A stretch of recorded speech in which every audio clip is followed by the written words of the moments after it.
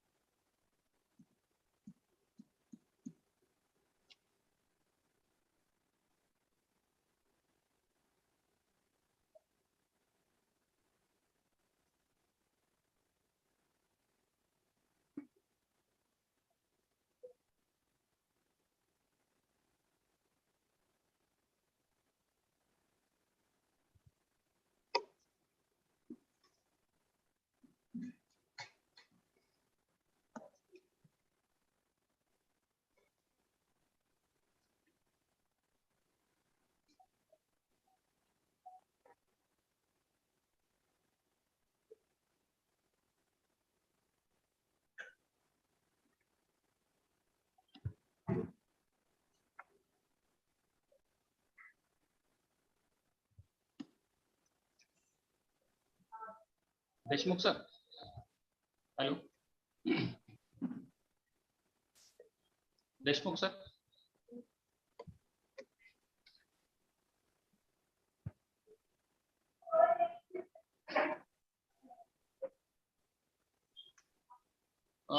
Sir Kailas Chaudhari sir पण join झाले आणि आपले कुलकर्णी सर पण जॉईन झाले, दोन्ही resource person very join good, झालेले व्हेरी आहेत. गुड.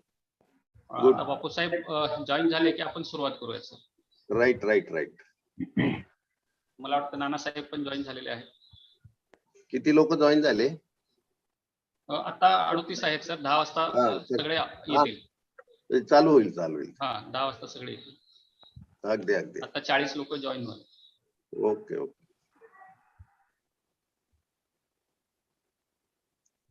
बापू साहेब पण जॉईन होत आहे. हो हो. त्यांचा आवाज येतो की किंवा काय ते हो हो व्हेरीफाय करून घ्या. हो काही टेक्निकल इश्यू नाही ना? हो.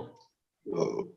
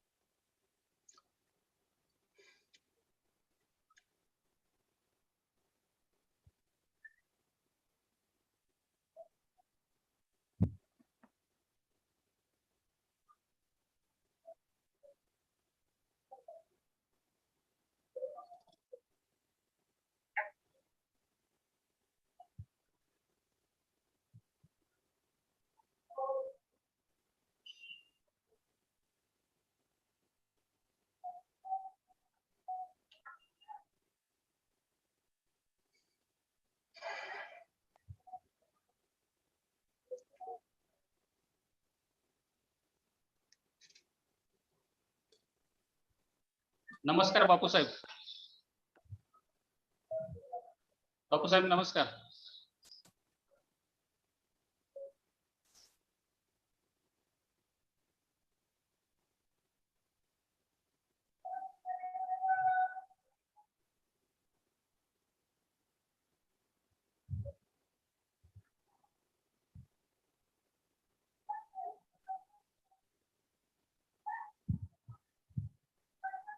सर बापू साहेब पण जॉईन झालेले आहेत. Very good. मग आपल्या परवानगीने बापू साहेबांच्या परवानगीने सुरू करायचं. हो yes yes go ahead. Deshmukh sir.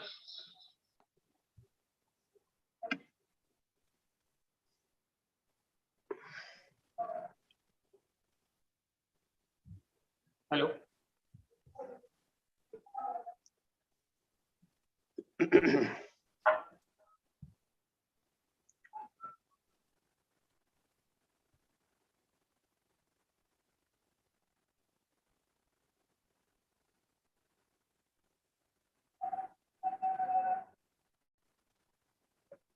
Suryavanshi sir. हो सर. बापू साहेबांशी झालं टॉक, म्हणजे काही टेक्निकल अडचण? नाही, एक मिनिट. बापू साहेब. हॅलो, गुड मॉर्निंग करा बरं त्यांना. आवाज येतो का?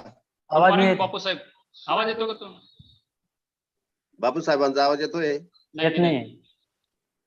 हा, मग त्यांना ते अनम्यूट करा म्हणा. अनम्यूटच आहे ते.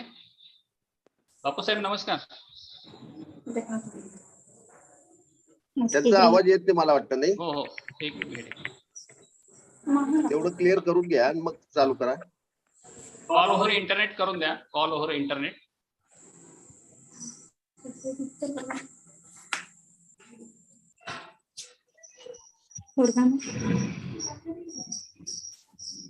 होते जाईल.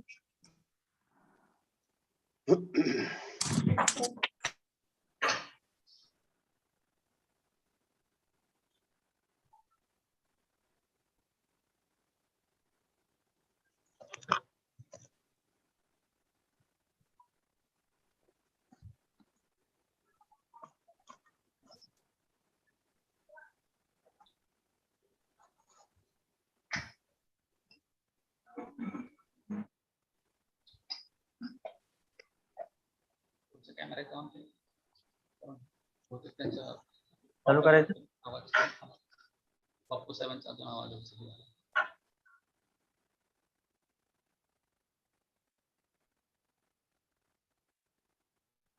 बापू साहेब तुमचा आवाज नाहीये.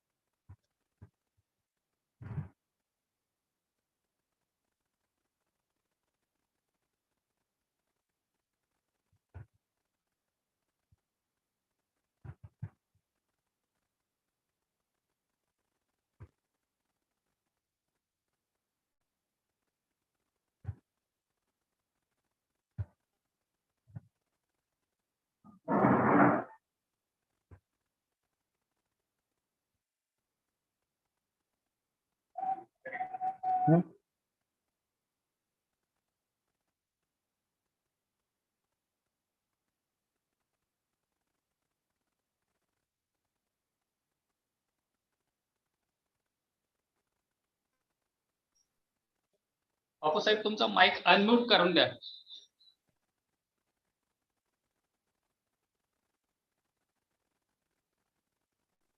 हा हॅलो. हा नमस्कार बापू साहेब.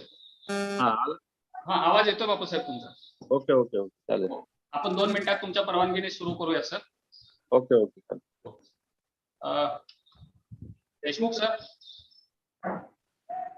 Hello Deshmukh sir. कुठे होती कुठे होती कालच्या वर्गात बसलेली होती. कालच्या वर्गात म्हणजे खाली रूमला. Hello Deshmukh sir. झालं झालं. हा ओके. गिराशी सर सुरू करायचं का सर आपण. हा काय हरकत नाही ना. हा चालेल. I request to professor MP Surushi sir, please take this charge of this webinar. Thank you very much sir. Good morning, the patrons, the resource persons, all the participants and delegates from India and abroad. As more than 500 participants has registered for this webinar. The webinar is conducted on U.G.C's Career Advancement Scheme CAS Issues and Solutions.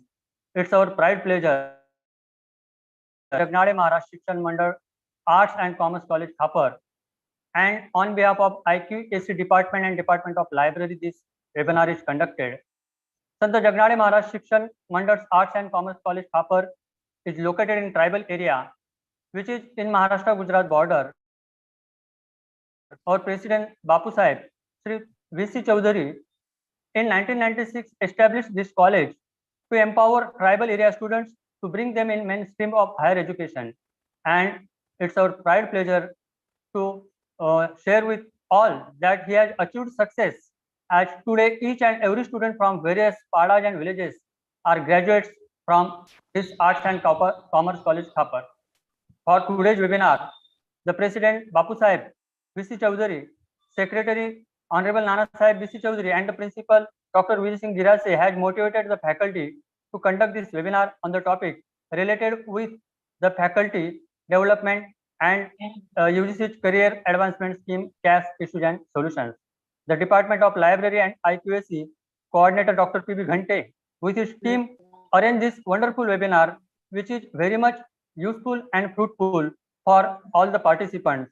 Now, I welcome once again all the participants, and I invite Dr. P.B. Ghante sir to give introductory lecture on this wonderful day of national webinar. Dr. P.B. Ghante sir. Thank you very much sir. I am audible. Sir. माझा आवाज येतो sir. Okay okay Okay. Thank you very much sir. Welcome to all of you. in this Okay. today's U.G.C's Career Advancement Scheme CAS Issues and Solutions webinar organized by Sant Jagnade Maharaj Shikshan Mandals Arts and Commerce College Khapar, IQAC and Department of Library. A very good morning to all dignitaries. Myself, Dr. P.B. Ghante, Organizing Secretary of this webinar. Honorable Bapu Sahib V.C. Chaudhary, President, Sant Jagnade Maharaj Shikshan Mandals, Dondaicha. Honorable Shri Nana Sahib V.C. Chaudhary, Secretary, Sant Jagnade Maharaj Shikshan Mandals, Dondaicha. Honorable Principal Dr. V.I. Gerasi Sir, Honorable Dr. Anil Chikate Sir, respected resource persons, Honorable Dr. Jagdish Kulkarni Sir, Honorable Dr. Kailash Chaudhary Sir, and all the organizing committee members, distinguished delegates, ladies and gentlemen, I welcome you, all of you. Our patron, Honorable Professor V.L. Maheshwari, Vice Chancellor, Kavitri Bahinabai Chaudhary, North Maharashtra University, Jalgaon. Honorable Professor Santosh Chavan Sir, Joint Director, Higher Education, Jalgaon. Professor S.T. Ingre Sir, Pro Vice Chancellor, Kavitri Bahinabai Chaudhary, North Maharashtra University, Jalgaon. Honorable Professor K.F. Pawar Sir, Officiating Registrar, Kavitri Bahinabai Chaudhary, North Maharashtra University, Jalgaon. Honorable Dr. D.R. Patil Sir, MC Member, Kavitri Bahinabai Chaudhary, North Maharashtra University, Jalgaon. And Honorable Dr. Anil Chikate Sir, Director, Knowledge Resource Center, Kavitri Bahinabai Chaudhary, North Maharashtra University. Welcome to all the delegates, members, distinguished delegates, ladies and gentlemen. It is a great honor and pleasure for me to welcome all of you. I would like to first of all to convey my warmest regards and best wishes to all of you. The distinguished delegates who have participated through the online mode from various places like Delhi, Kashmir, Kolkata, Rajasthan, Gujarat, Madhya Pradesh, Haryana, Telangana, Karnataka, Kerala, and across the country and abroad also on this national webinar on U.G.C's Career Advancement Scheme, CAS Issues and Solutions. It is my honor to introduce today's resource person, Dr. Anil Chikate Sir, Director, Knowledge Research Center, Kavitri Bahinabai Chaudhary, North Maharashtra University, Jalgaon. Today is our keynote resource person, but due to some medical problem, he is not present today. He has given his best wishes for this webinar. Thank you very much, Dr. Chikate Sir. Today's our resource person, Dr. Jagdish Kulkarni Sir, Director, Knowledge Resource Center, Swami Ramananda Tirtha Marathwada University, Nanded. Dr. Jagdish Kulkarni Sir is a well-known library professor in the field. Dr. Jagdish Kulkarni Sir is working as a librarian in professor's grade since 2013 and has additional charge of University Librarian, Director of Knowledge Resource Center of Swami Ramananda Tirtha Marathwada University, Nanded since 2012. He is having 26 years of professional experience in the field of library and information science on different positions. He did BSc, MLISc, and qualified SET. He completed his PhD from Dr. Babasaheb Ambedkar, Marathwada University, Aurangabad. He is having experience of teaching to LTC, BLIB-ISc, MLIB-ISc, and MPhil programs for 20 years. He supervised many postgraduate projects, MPhil dissertations, and PhD theses. He has also completed one major and minor research project. Under his credit, authored and co-authored, edited 9 books, 22 research papers in U.G.C approved national and international journals, more than 22 research papers in reputed journals, more than 35 chapters in books, more than 12 research papers in national, international, and state level conference proceeding, 45 popular articles in newspapers. He is a member of editorial board of IP, Indian Journal of Library and Information Science Technology. Also, he is associated with various library associations such as Indian Library Association, ASLIC, ATLIC, etc. He has visited Bangkok, Thailand to attend international conferences. He is the recipient of Chhatrapati Shivaji Raje Rashtriya Samman Puraskar, Bharat Vidya Ratna Award, Guru Gaurav Rashtriya Samman Puraskar, Dr. Babasaheb Ambedkar National Award, Best Librarian Award of Rula, Tiruchirappalli, Tamil Nadu, and Granthapal Seva Puraskar 2020 of Marathi Newspaper Writers Association, Mumbai, Maharashtra. It is our pride pleasure that such a versatile personality has given his precious time to deliver guest lecture on CAS for librarians. Welcome, Dr. Kulkarni sir. And another our resource person, Dr. Kailash Chaudhary sir, Assistant Professor, NTVS College of Education, Nandurbar. He has completed MA in English, MA in Communication, B.Ed, M.Ed, PhD, NET. He is a PhD guide. Under his supervision, 4 students are doing research. He has published a B.Ed digital app, which is available on Google Play Store. His expertise in teacher education, English, personality development, soft skills, life skills, and stress management. He has presented 27 research papers at state, national, and international level. He has published more than 33 research papers at state level, national level, and international level. Also, he edited 1 book. He also published a research work by international publishers. He has attended more than 35 workshop seminars and also worked as a resource person at various places. Dr. Kailash Chaudhary sir is a renowned personality in various disciplines. I really express my thanks to sir for giving his precious time to this webinar. Thank you very much, and I welcome to all the delegates. Thank you very much, sir. I hand over this mic, this virtual dais to our Professor MP Surunshi sir. Thank you, sir. Thank you very much.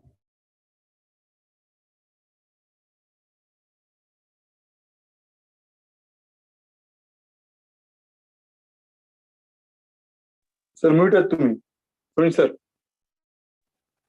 Thank you very much, sir. Friends and participants, for every steps towards development, motivation and inspiration is required. Our President, Honorable Babasaheb Shri V.C. Chaudhary, with the help of Honorable Shri Nana Sahib V.C. Chaudhary, always motivate the faculty to conduct such academic programs as national webinars or conference. Lot of webinars, conferences are conducted on academic issues, but at our college, the career advancement scheme, which is very much related with the faculties, this topic is suggested by the management, by the IQC coordinator, by the principal of our college, and it's very useful for all the participants. Honorable Bapu Sahib in 1996 in this remote area started this college. This area is very much remote and tribal. Still, his persistency and hard work, confidence, and his foresightedness has achieved success, as NAC has given us a B grade 2.24 CGPA, and this happened just because of the motivation of our Honorable Bapu Sahib. Now I request Honorable Bapu Sahib to inaugurate this webinar. For the inaugural speech, I welcome and I invite Dr. Honorable Bapu Sahib. Honorable Bapu Sahib Shri V.C. Chaudhary for the inaugural speech.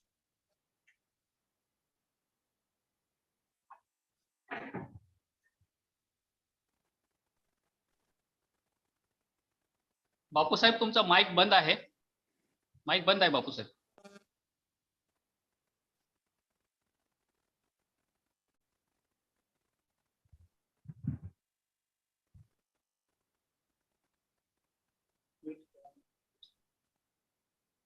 Unmute करा त्याला.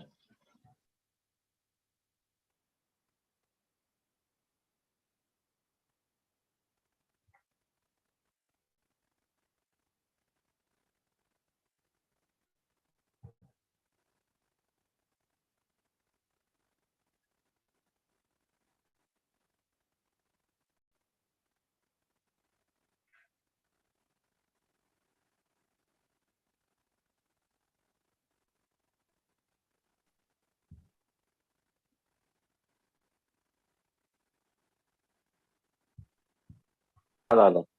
Hello. हा येतो sir आवाज येतो. Now I invite Honorable Bapu Sahib Shri V.C. Chaudhary for the inaugural speech of this webinar. Bapu Sahib Shri V.C. Chaudhary. नमस्कार. संत नमस्कार. जगणारे महाराज शिक्षण मंडळाचे कला व वाणिज्य महाविद्यालय खापर ॲक्वाक व ग्रंथालय विभागाद्वारे आयोजित राष्ट्रीय वेबिनार मध्ये आपल्या सर्वांचे स्वागत करतो. कवित्रीबाई बहिणाबाई चौधरी उत्तर महाराष्ट्र विद्यापीठ जळगाव येथील नॉलेज रिसोर्स सेंटर संचालक डॉक्टर अनिल चिकाटे सर, स्वामी रामानंद तीर्थ मराठवाडा विद्यापीठ नांदेड येथील नॉलेज रिसोर्स सेंटरचे संचालक डॉक्टर जगदीश कुलकर्णी सर, तसेच डॉक्टर कैलास चौधरी सर यांचे मी मनपूर्वक स्वागत करतो. तसेच देशभरातून या वेबिनारसाठी उपस्थित सर्व प्राध्यापकांचे स्वागत करतो.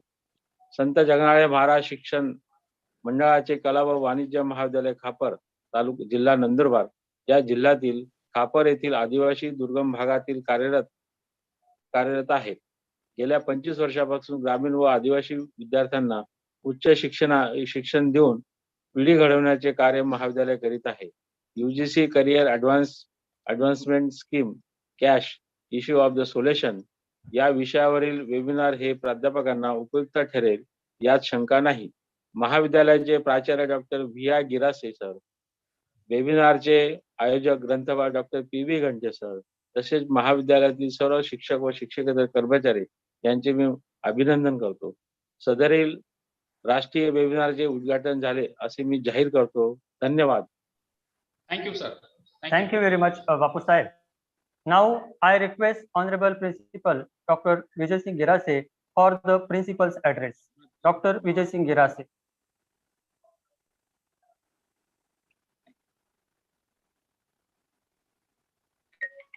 Hello. गिरासे सर तुमचा माईक बंद आहे, माईक चालू कर, अनम्यूट करा sir.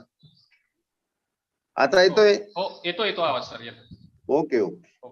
Good morning to honourable Bapu Saheb V.C. Chaudhari, founder president Sant Jagnade Maharaj Shikshan Mandal Dondaicha, honourable Nanasaheb B.C. Chaudhari, secretary Sant Jagnade Maharaj Shikshan Mandal Dondaicha, honourable doctor Anil Chikate sir, today's respected resource persons, Honorable Dr. Jagdish Kulkarni sir, Dr. Kailash Chaudhary sir, and all the participants. It is a great honor and pleasure for me to welcome all of you. Sant Jagnade Maharaj Shikshan Mandals Arts Commerce College Khapar is established in 1996 in tribal rural area of Akkalkuwa Taluka to provide quality based higher education to tribal community. Our college is surrounded by beautiful area of Satpura Hills located in Akkalkuwa Taluka in Nandurbar district. Our college is one of the best college in the talukas. Our college has faced first cycle of NAC in 2017 and received B grade 2.24 CGPA. Our highly qualified and energetic creative teaching staff in the backbone of this institute. IQAC of the college is playing important role in the development of college. Our IQAC coordinator Dr. P.B. Ghante and NAC coordinator Professor M.P. Suryavanshi is playing important role in the development of college through IQAC and NAC.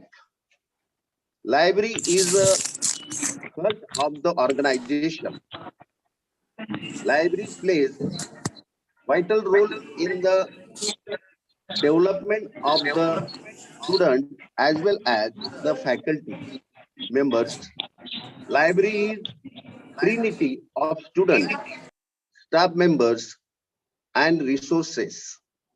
Library build collections and create tools to support teaching and learning. U.G.C's career advancement schemes, CAS, issues and solutions. The theme of the webinar correctly chosen by our IQAC coordinator, Dr. P.B. Ghante.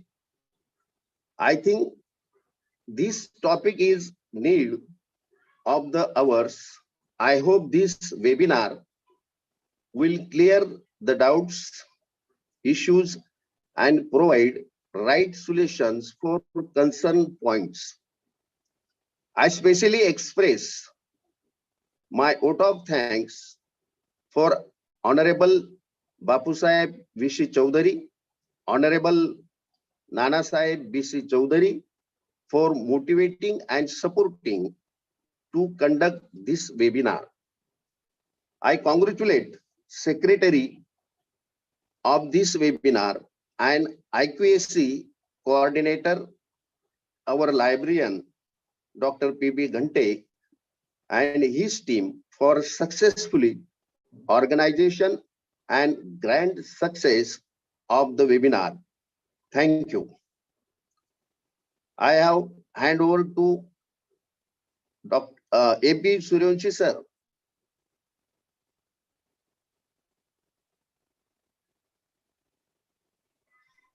तुमचं mic on करा. MP Suryavanshi sir. Thank you very much, sir. Am I audible, sir? Thank you very much, sir. Yes. Thank you all of you for this inaugural session. Now I request Dr. Kailash Chaudhary sir, Assistant Professor, NTVS College of Education, Nandurbar, for the first session of this webinar. Dr. Kailash Chaudhary sir. Good morning. May I audible? Yes, sir. Yes, good morning, sir. Good morning, sir. You are audible, sir. Yes, sir. Thank you. Okay, thank you. Welcome. Welcome all the delegates. Honorable Sri Bapu Sahib V.C. Chaudhary, President Sant Jagdade Maharaj Shikshan Mandal, Dondaicha. Honorable Secretary Sri Nana Sahib B.C. Chaudhary, Convener Principal Dr. Vihai Girase sir, Organizing Secretary Dr. P.B. Ghante sir, Honorable Dr. Anil Chikate sir, the resource person of this webinar, Honorable Dr. Jagdish N. Kulkarni, all the principals, delegates who are participate in this webinar, researchers, and all dear friends. I welcome and I express my thanks to Dr. Ghante sir, Girase sir, who has given me an opportunity to present before you the about the CAS and its issues and solutions. I ask to share my screen to show you some different things about the CAS. May I able to share the screen, sir? Yes, sir, you can. Yes, sir. Okay, sir. Thank you.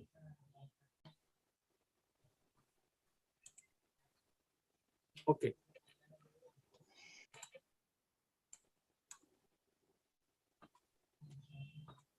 Dear friends, on this occasion, what will you get from this lecture?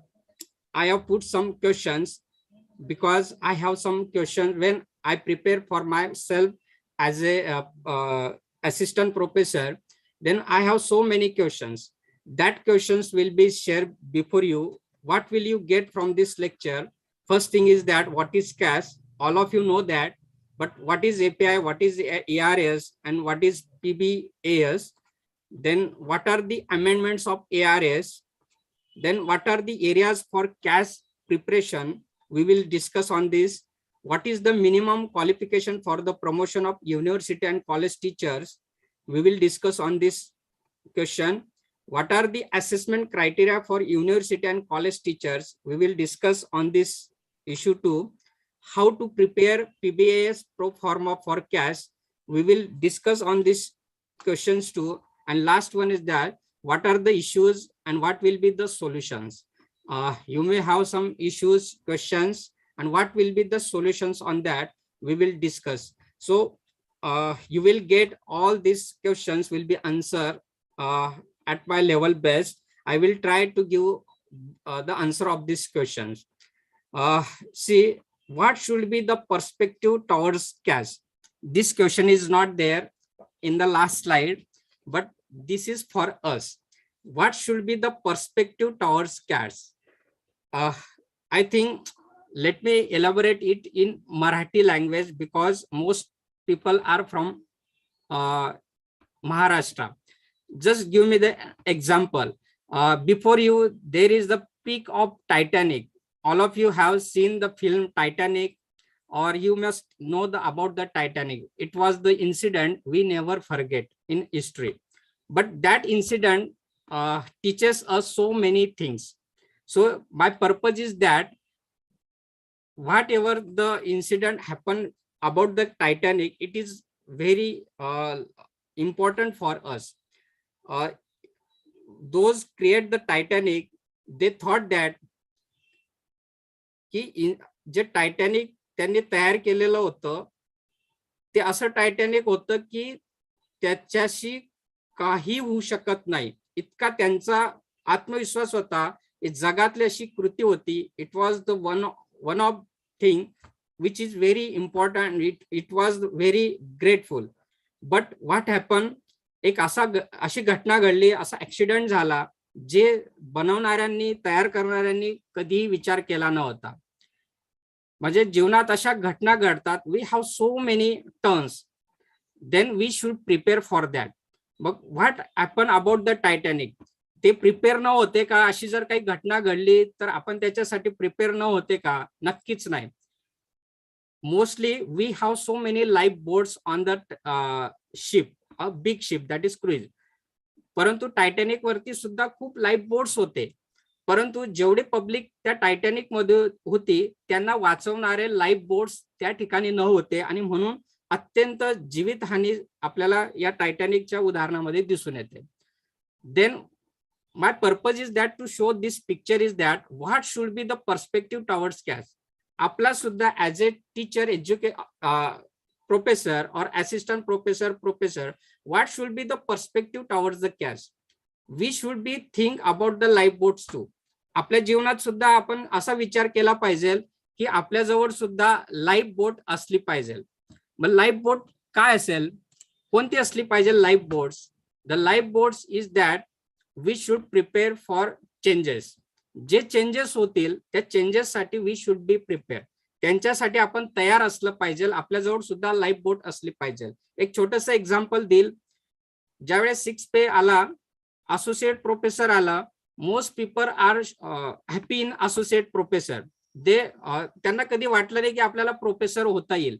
7 पे आला, professor आला, परंतु आपल्याकडे कॅस साठी जे पाहिजे काहींकडे होतं त्यांनी सहज केलं, काहींकडे नव्हतं त्यांनी परत मेहनत घेतली, पूर्ण केलं असेल. It means that they are not prepare for the what will be happen next. So we should whatever our perspective towards CAS is that as a life boat. आपल्याजवळ सुद्धा अशी लाईफ बोट असली पाहिजे. हा perspective सगळ्यांजवळ असावा हे मला या ठिकाणी या पिक्चर मधून या घटनेतून सांगायचं होतं. आता ही लाईफ बोट मग कशी तयार करावी, त्यासाठी काय केलं पाहिजे? How to keep our self update.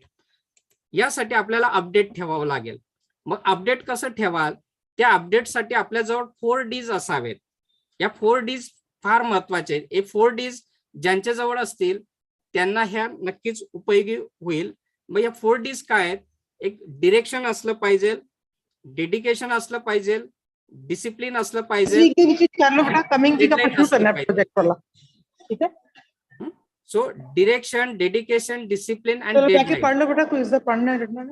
These things are very important to update ourselves. एक दिशा आपली असली पाहिजे की आपल्याला नेमकं काय करायचंय. कधी कधी असं होतं, मी बऱ्याचशा प्रोफाईल बघितलेल्या आहेत कॅचच्या. They are very rich in classroom teaching. Some of them are very rich in research. Some are very rich in social activities. Some are very rich in all these activities. So some are not even one thing. That is they are not have direction, dedication, discipline and deadline. So how to keep ourselves updated? We should think right direction. We should work with dedication. We should follow discipline. What we have to update, and we have a deadline. प्रत्येक टप्प्याला आपल्याला नेमकं काय करायचं, we must have a deadline. So these are the 4 basic things to update ourselves. Then what is CAS? This is the one question. All of you know that answer, career advancement scheme. It means career advancement scheme laid down in the U.G.C regulation. All of you know the U.G.C regulations we have for promotion of university college teachers. In that regulation, we have this word CAS, career advancement scheme. So this is the one thing we have to prepare. Why we have to prepare it? Because we have to get a promotion, academic level 10, 11, 12, 30A, 40, and last one is the 15. It is for only university departments, not for colleges, but it has. So we as a college teacher, we should be prepared in next pay scale. It may be added. कदाचित ते पुढे येऊ शकतं. So we should prepare our life boards for that. मागच्या जे 6 पे मध्ये professor पद सगळ्यांना नव्हतं, 7 पे ला आलं. कदाचित 8 पे येईल, त्याच्यामध्ये कदाचित अकॅडमिक लेवल 15 सगळ्यांना असेल, तर त्याच्यासाठी सुद्धा आपण प्रिपेअर असलं पाहिजे. That's my purpose to show it academic level 15. Now it is for only university departments. So career advancement scheme is that we have to place ourselves when we start academic level 10, we have to promote ourselves academic level 11, then 12, then 13, like that. So that's why it is very important for us. Then how to prepare? It is a self assessment. That is the main purpose of it. That let's see what is API, what is ARS, what is PBAS. What is API? All of you know that academic performance indicator is the common abbreviation for academic performance indicators, the measures that gives away the growth of a student, teacher or institution. It is the measure how we growth ourselves. That is API. This was introduced by the U.G.C in 2010. When the API is introduced by U.G.C regulation in 2010, it was introduced then. So this is the terminology API, which will be you will listen throughout the lecture. Then what is ARS? Is the common abbreviation for academic or research score, the measure that gives away the growth of a student, teacher or an institution. This was introduced by the U.G.C in 18th July 2018. Earlier it was API. Now 18th July 2018, according to this regulation, it is used as A/ARS, that is academic or research score. Now we count as a academic or research score nowadays, according to this U.G.C regulation. Then what is PBAS? PBAS is a annual self-assessment. Self-assessment is the very important thing here. What is the then self-assessment is that? Let me tell you one small story. It will elaborative. It will explain all these things what I have to say to you. एक लहान बाळ एक 8-9 वर्षाचं मूल होतं. ते gardening मध्ये एकदम champion होता, चांगला होता. एका मालकाकडे तो कार्यरत होता. आता त्याचं काम खूप चांगलं होतं, त्याचे मालक त्याच्यावरती खूप खुश होते. एक दिवशी तो काय करतो, बाजारात जातो आणि त्याच्या मालकाला फोन लावतो आणि विचारतो की त्याचं नाव सांगत नाही, फोन करतो.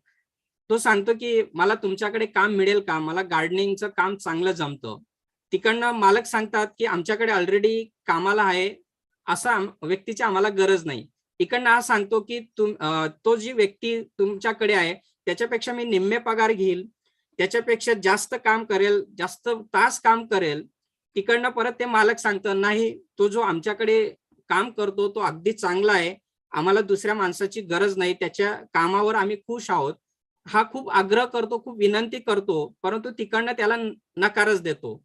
फोन ठेवतो आणि बाजूलाच एक व्यक्ती हे सगळं कन्व्हर्सेशन ऐकत होतं. मग ती फोन ठेवल्यानंतर ती व्यक्ती विचारते, अरे तुला एवढी कामाची गरज आहे तर तू माझ्याकडे कामाला येशील का? तर तो मुलगा सांगतो की नाही, मला कामाची गरज नाही, मी ऑलरेडी कामावरती आहे. मग तो विचारतो, अरे तू आता तर विनवणी करत होता कामासाठी, मी तुला काम देतोय. मग त्यावेळेस तो सांगतो, मी ज्या मालकाकडे कामाला करतो मीच लावला होता त्यांना फोन, मी माझं मूल्यमापन करत होतो की मी कामामध्ये कसा आहे, माझ्याविषयी माझ्या मालकांचा विचार कसा आहे. That is it means that he is self evaluate assessment. तो स्वतःचं मूल्यांकन करत होता की तो त्याच्या कामामध्ये कसा आहे. सो अॅन्युअल सेल्फ असेसमेंट हे आपल्याला as a teacher, as a professor, as a assistant professor, as a associate professor, we have to assessment our self. एक सेल्फ असेसमेंट आपल्याला स्वतःचं या ठिकाणी करायचं असतं for the performance based appraisal system, PBAS. आता आपण जे काही कार्य करतो, परफॉर्मन्स करतो, त्या आधारित आपल्याला स्वतःचं मूल्यांकन करण्याची ही पद्धत आहे, प्रणाली आहे.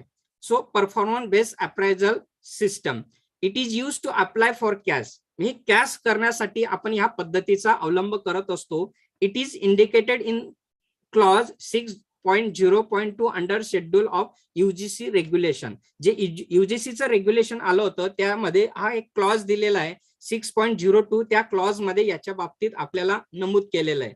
On minimum qualification of appointment teachers and other academic J staff असतील त्यांचं जे रेग्युलेशन आहे कसं अपॉइंटमेंटचं, त्यामध्ये हा क्लॉज आपल्याला दिलेला आहे. So what is PBAS? It means that it is the self assessment of the teacher on his performance, or it is on performance based appraisal system. We have to fulfill all these things. So these three concepts are very important. What is EPI, what is ARS, academic research performance, and what is PBAS. These three terminology are very important through this CAS. Then what are the regulations and amendments of API and ARS? There are so many regulations. All these regulations are available on U.G.C website. The first regulation about the API is given 13th June 2010. या 2010 मध्ये पहिलं regulation आलं API संदर्भातलं, minimum qualification for appointment of teachers and other academic staff. This is very important. Then we have introduced API. Then second one is that it is amendment February 2011. Some changes are given there in first amendment. Then third one is that 13th June 2013. हे तिसरं आलं 13 मध्ये. याच्यात वेगवेगळे capping प्रणाली आली आणि पुढे capping प्रणाली सुरू झाली. त्याच्यानंतर 16 मध्ये फोर्थ अमेंडमेंट आलं, थर्ड अमेंडमेंट, फोर्थ अमेंडमेंट, त्याच्यात परत चेंजेस झाले. त्याच्यानंतर 16 मध्ये फोर्थ 4-5 ला 16 मध्ये आलं थर्ड अमेंडमेंट आणि 16 ला आलं फोर्थ अमेंडमेंट. असे वेगवेगळे अमेंडमेंट्स आले आणि आता जे आपण कॅस करतो it is according to 2018 amendment. जे 7 पे लागल्यानंतर आता जे आपण ARS सादर करतो, कॅस प्रिपेअर करतो, हे हायर एज्युकेशन मध्ये 2018 पासून we introduce. These are the various regulations and amendments about API and ARS we follow to promote ourselves. So these are the important things. Then next question is that what are the areas for CAS preparation? So in which area we have to evaluate ourselves, that are very important. We will just discuss about that. Areas for CAS preparation.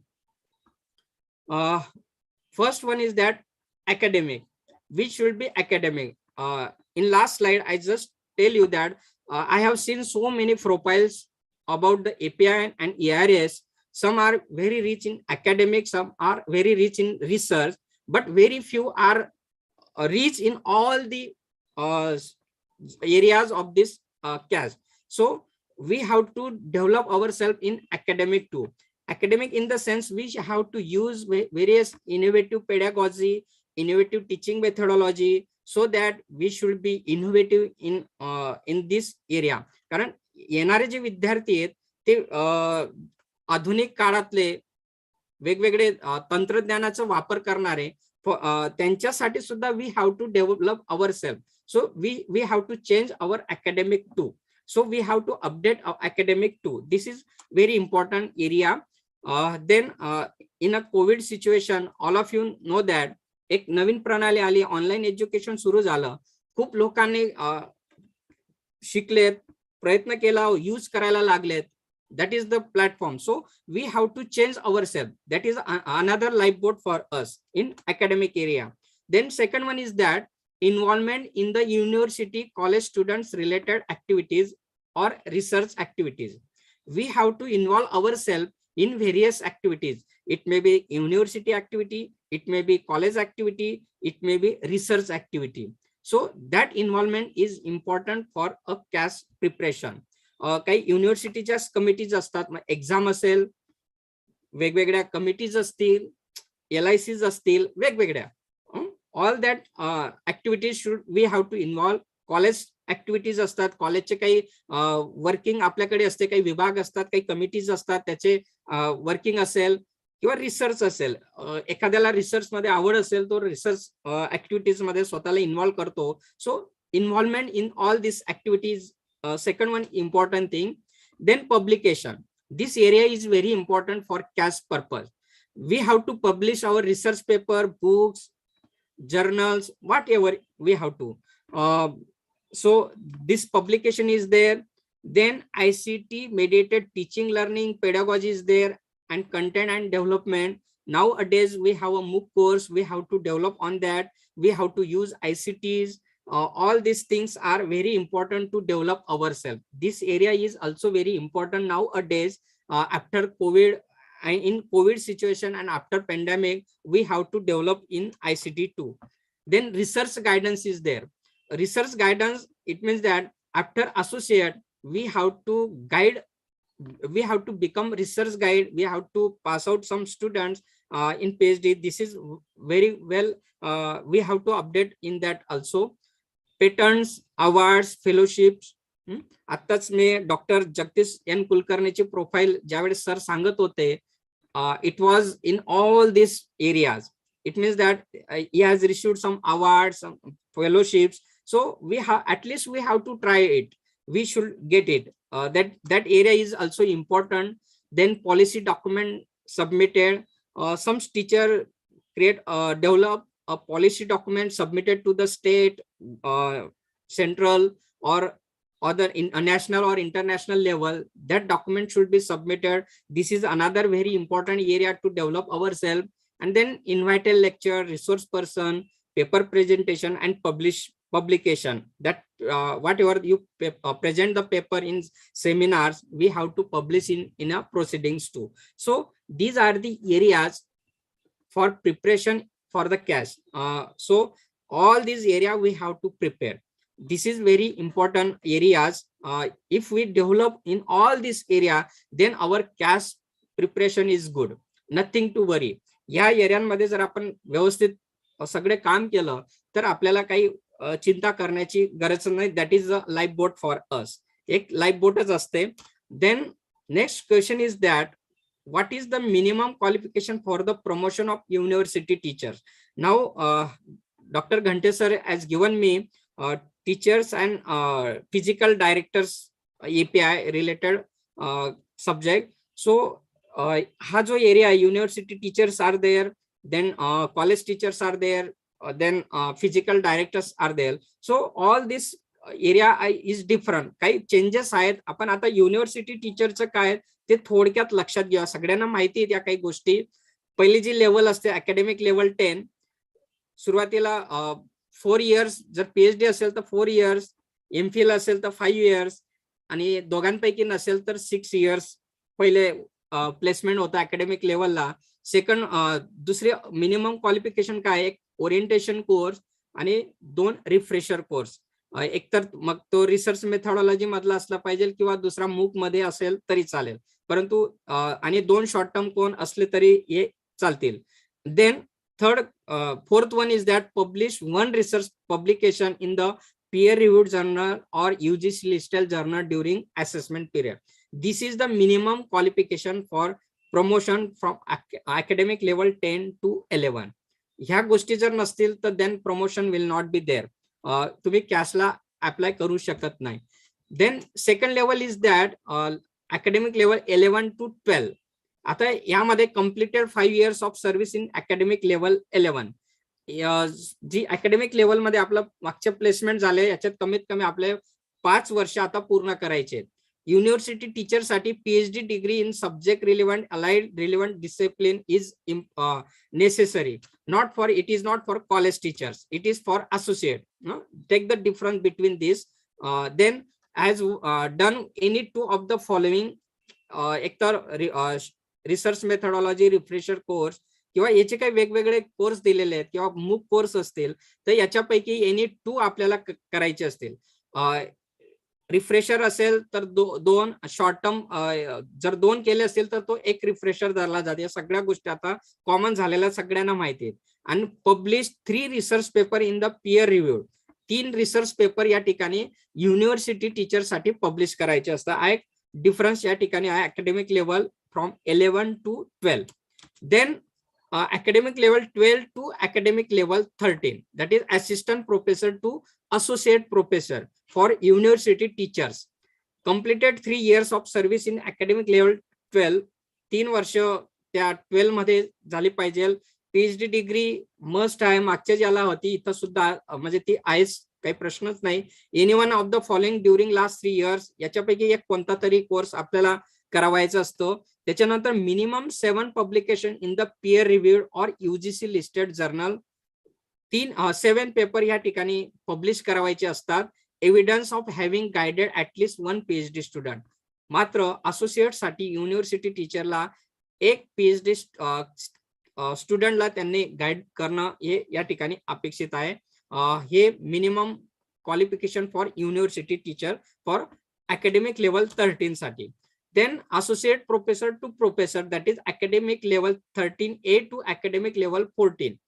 An associate professor who has completed 3 years, associate नंतर 3 years, that is level academic level 13A मध्ये PhD degree मस्टच आहे मागच्या criteria पासून. A minimum of 10 research publication in the pair review. आता इथं 10 research public और UGC listed journal या ठिकाणी महत्वाचे आहेत. एक गोष्ट पुन्हा या ठिकाणी सांगावीशी वाटते की आता पियर रिव्ह्यूड आपण 7 लाच चाललेलं आहे, परंतु भविष्यात फक्त युजीसी केअर लिस्ट सुद्धा फक्त मागणी होऊ शकते. So we have to prepare for that purpose. त्याच्यासाठी सुद्धा एक लाईफ बोट आपली तयार असली पाहिजे. हे या ठिकाणी महत्वाचं आहे. Evidence of having successfully guided doctoral candidates complete या ठिकाणी झालं पाहिजे. Minimum of 110 research score as per appendix 2 table 2 जे युजीसीच्या रेग्युलेशन मध्ये दिलेले आहेत त्या तक्त्याप्रमाणे त्यांचे 110 स्कोर या ठिकाणी एपीआयचा झाला पाहिजे. So it is for academic level 13A to 14. Now professor to professor, that is academic level 14 to academic level 15, that is senior professor. We say this is not for college teacher, it is for university teachers. If we have to apply for CAS from academic level 14 to academic level 15, then we must have 10 years experience as a professor, a minimum of 10 publication in the peer reviewed or UGC care listed. This is the minimum qualification. Then PhD degree has been successfully awarded to 2 candidates under his or her supervision. 2 विद्यार्थी या ठिकाणी pass out झाले अपेक्षित आहे असं university teacher साठी जे professor to senior professor मध्ये कॅस साठी अप्लाय करण्यासाठी. हे झालं university teachers. Now college teacher सगळ्यांना या गोष्टी माहिती झालेल्याच आहेत, विशेष काही नाही. अकॅडमिक लेवल 10 to 11 एकतर पीएचडी असेल 4 वर्षे, एमफिल असेल 4 years. Then if you have दोघी नसतील देन वी हॅव 6 years आपल्याला ते कम्प्लीट झाले पाहिजे. Orientation course must, then refresher course कोणतेही 2 या ठिकाणी करावायचे असतात. वेगवेगळे आपल्याला ऑप्शन असतात, मूक असेल किंवा मग रिफ्रेशर कोर्स असेल. हे मिनिमम क्वालिफिकेशन आपल्याला अकॅडमिक लेवल 10 to 11 साठी आहे. त्याच्यानंतर अकॅडमिक लेवल 11 to 12 यासाठी मागच्या अकॅडमिक लेवल मध्ये 5 वर्ष आपल्याला कंप्लीट करावे लागतील. त्याच्यानंतर एनी 2 ऑफ द फॉलोइंग, हे जे काही वेगवेगळे कोर्स दिलेले आहेत, रिफ्रेशर, शॉर्ट टर्म, मूक्स, यांच्यापैकी कोणतेही 2 आपल्याला या ठिकाणी करावायचे असतात. This is the minimum qualification for academic level 11 to 12. Then third one is that assistant professor, that is academic level 12 to associate professor, academic level 13A. यासाठी we have to complete 3 years of service in academic level 12. 3 वर्ष या ठिकाणी complete झाले पाहिजे. या ठिकाणी college टीचरला मात्र PhD degree must आहे, ती एक मिनिमम क्वालिफिकेशन आहे. आणि त्याच्यानंतर any one of the following, याच्यापैकी कोणता एक रिफ्रेशर कोर्स आपल्याला करायचा आहे. एक रिफ्रेशर कोर्स, एक तर 5-5 दिवसाचे किंवा 6-6 दिवसाचे शॉर्ट टर्म कोर्स असतील तर ते 2, असं हे मिनिमम क्वालिफिकेशन आहे. आपण मूकही कोर्स करू शकतो, त्यापैकी कोणतेही एक आपल्याला या ठिकाणी पूर्ण करायचं. That is the minimum qualification for assistant professor to associate professor for college teachers. Then associate professor, that is academic level 13A to professor, academic level 14. An associate professor who has completed 3 years of service in academic level 13A is qualified for this level. A PhD degree in the subject, it is must from associate level. A minimum of 10 research publication in peer review or U.G.C listed, and a minimum score of 110 research score should be there. That is academic or oblique research score हा 110 आपल्याला 110 must आहे. This is the minimum qualification for promote from academic level 13A to 14, that is associate professor to professor. Then ते जे काही senior professor आहे ते college teacher साठी आज तरी नाहीये, पण होप्स ठेवूया भविष्यामध्ये जो नवीन पे येईल त्याच्यामध्ये येऊ शकतो. So that why we have to prepare our self. त्याच्यासाठी आपण आजच तयारी केली तर भविष्यात आपल्याला मे बी मिळू शकतो, अपेक्षा ठेवूया.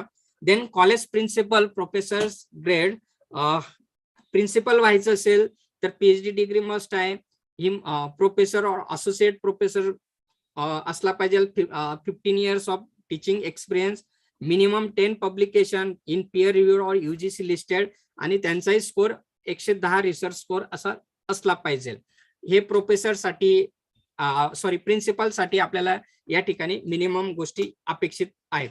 आता हे झाले college university teachers and college teachers. Minimum जे काही क्वालिफिकेशन आहे या ज्या गोष्टी या एक धावत्या आपल्याला या ठिकाणी सांगितल्या.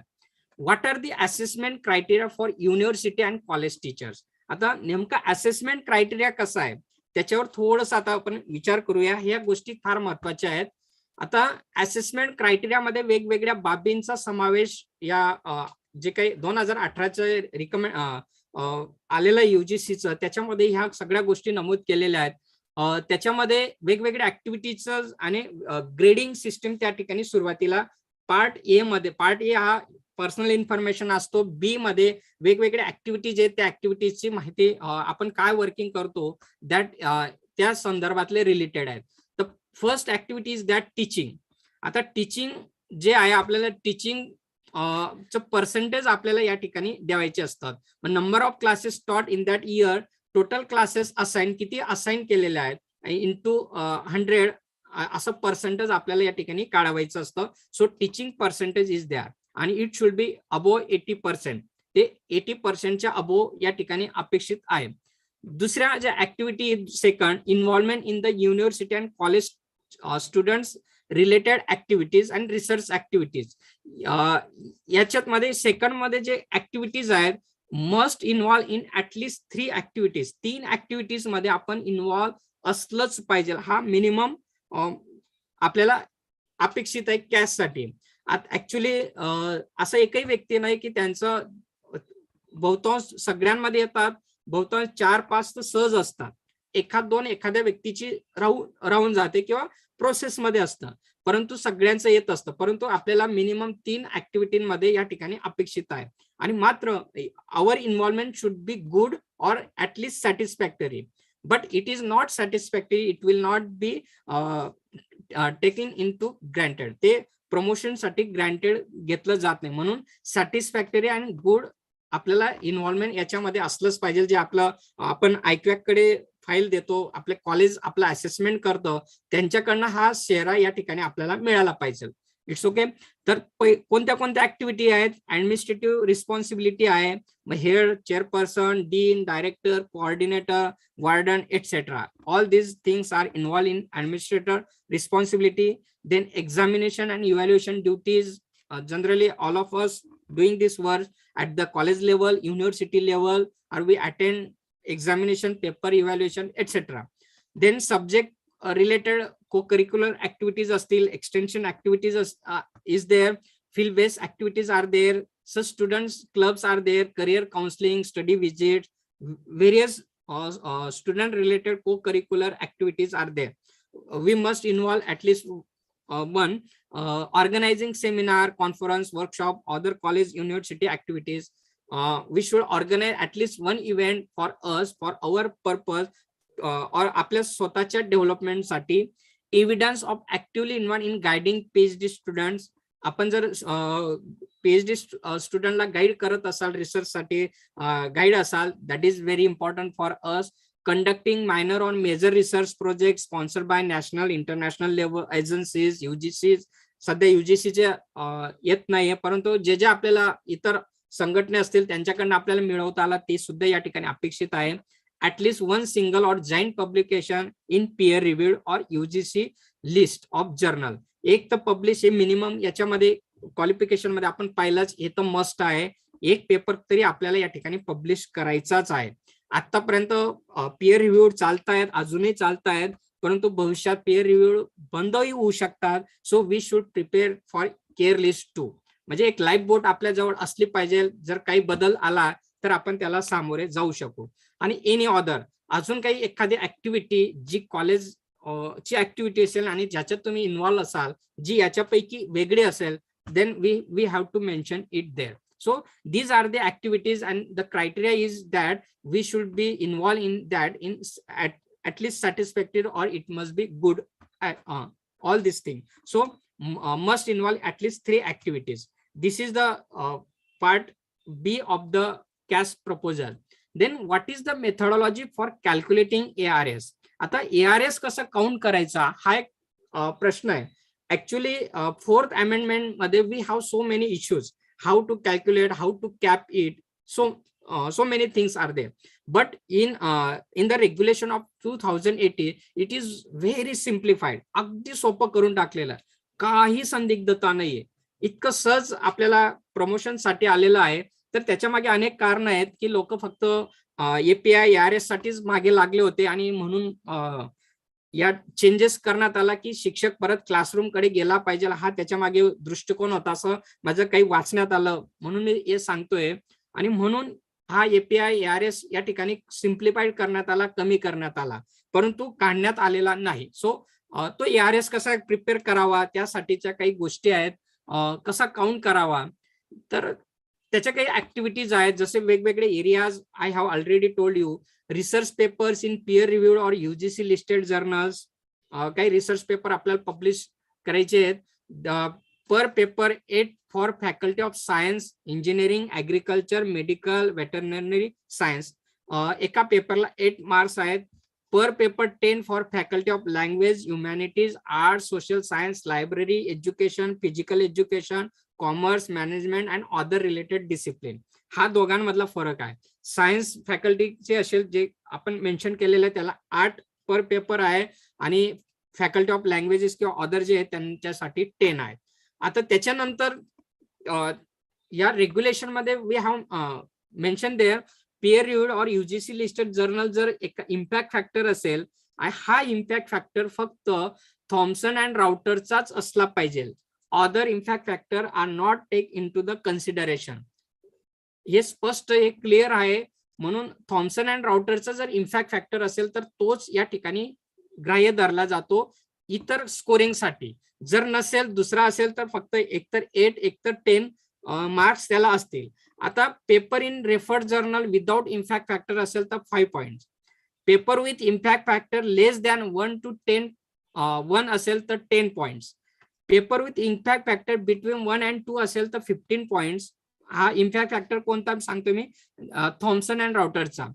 Paper with impact factor between 2 and 5 असेल तर 20 पॉइंट्स.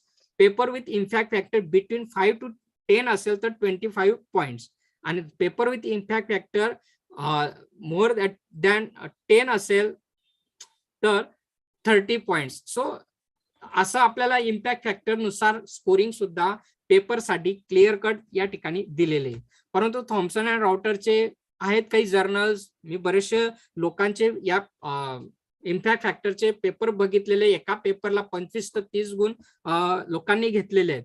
परंतु काही बरेचसे जर्नल आजही आपल्याला विशेषतः faculty of language, humanities, arts, social science या ठिकाणी नाहीत. सायन्स फॅकल्टीमध्ये थॉम्सन अँड राउटरचे बरेचसे जर्नल आज आपल्याला दिसतात, परंतु अदर फॅकल्टीमध्ये ह्या दिसत नाही. म्हणून आपले जे स्कोरिंग असतं ते याप्रमाणे या ठिकाणी ग्राह्य धरलं जात असतं. So think about it and when you publish the paper think about the impact factor 2, कारण हा इम्पॅक्ट फॅक्टर भविष्यात आपल्याला खूप कामाचा येणार आहे. आतापर्यंत जे आपण एपीआय केलेले आहेत, ARS केले असतील, मागचं आपल्याला कधी कधी पुढच्या प्लेसमेंटला कधी कामात आलंच नाही, कारण तोपर्यंत ते बदलत गेलेलं आहे. So think about the future, पुढचा विचार करून आपण आजच पब्लिश जो पेपर करतो आज तर तो कामात येईल, पण भविष्यात सुद्धा त्याचा उपयोग व्हावा आपल्या प्लेसमेंटसाठी. So we have to publish accordingly. त्याच्यासाठी आपण अकॉर्डिंगली पब्लिश या ठिकाणी केलं पाहिजे. दुसरं महत्वाचं ऍक्टिव्हिटी म्हणजे पब्लिकेशन. हा एरिया आपण विचारात घेतला होता. जर बुक्स ऑथर केलं असेल, आपण लिहिलं असेल, देन इंटरनॅशनल पब्लिशर्स 12 इंटरनॅशनल पब्लिशरने पब्लिश केलं असेल book, it is 12 marks are there. National publisher असेल 10 marks are there. Chapter in edited book असेल तर 5 score is there. Editor of book by international publisher असेल तर again 10 marks are there. Editor of book by national publisher असेल तर 8 marks are there. So according to the publisher the scoring is there. This is one about the book. Second one is that if you translate any words in Indian and foreign languages by qualified faculties, it should be calculated as ARS.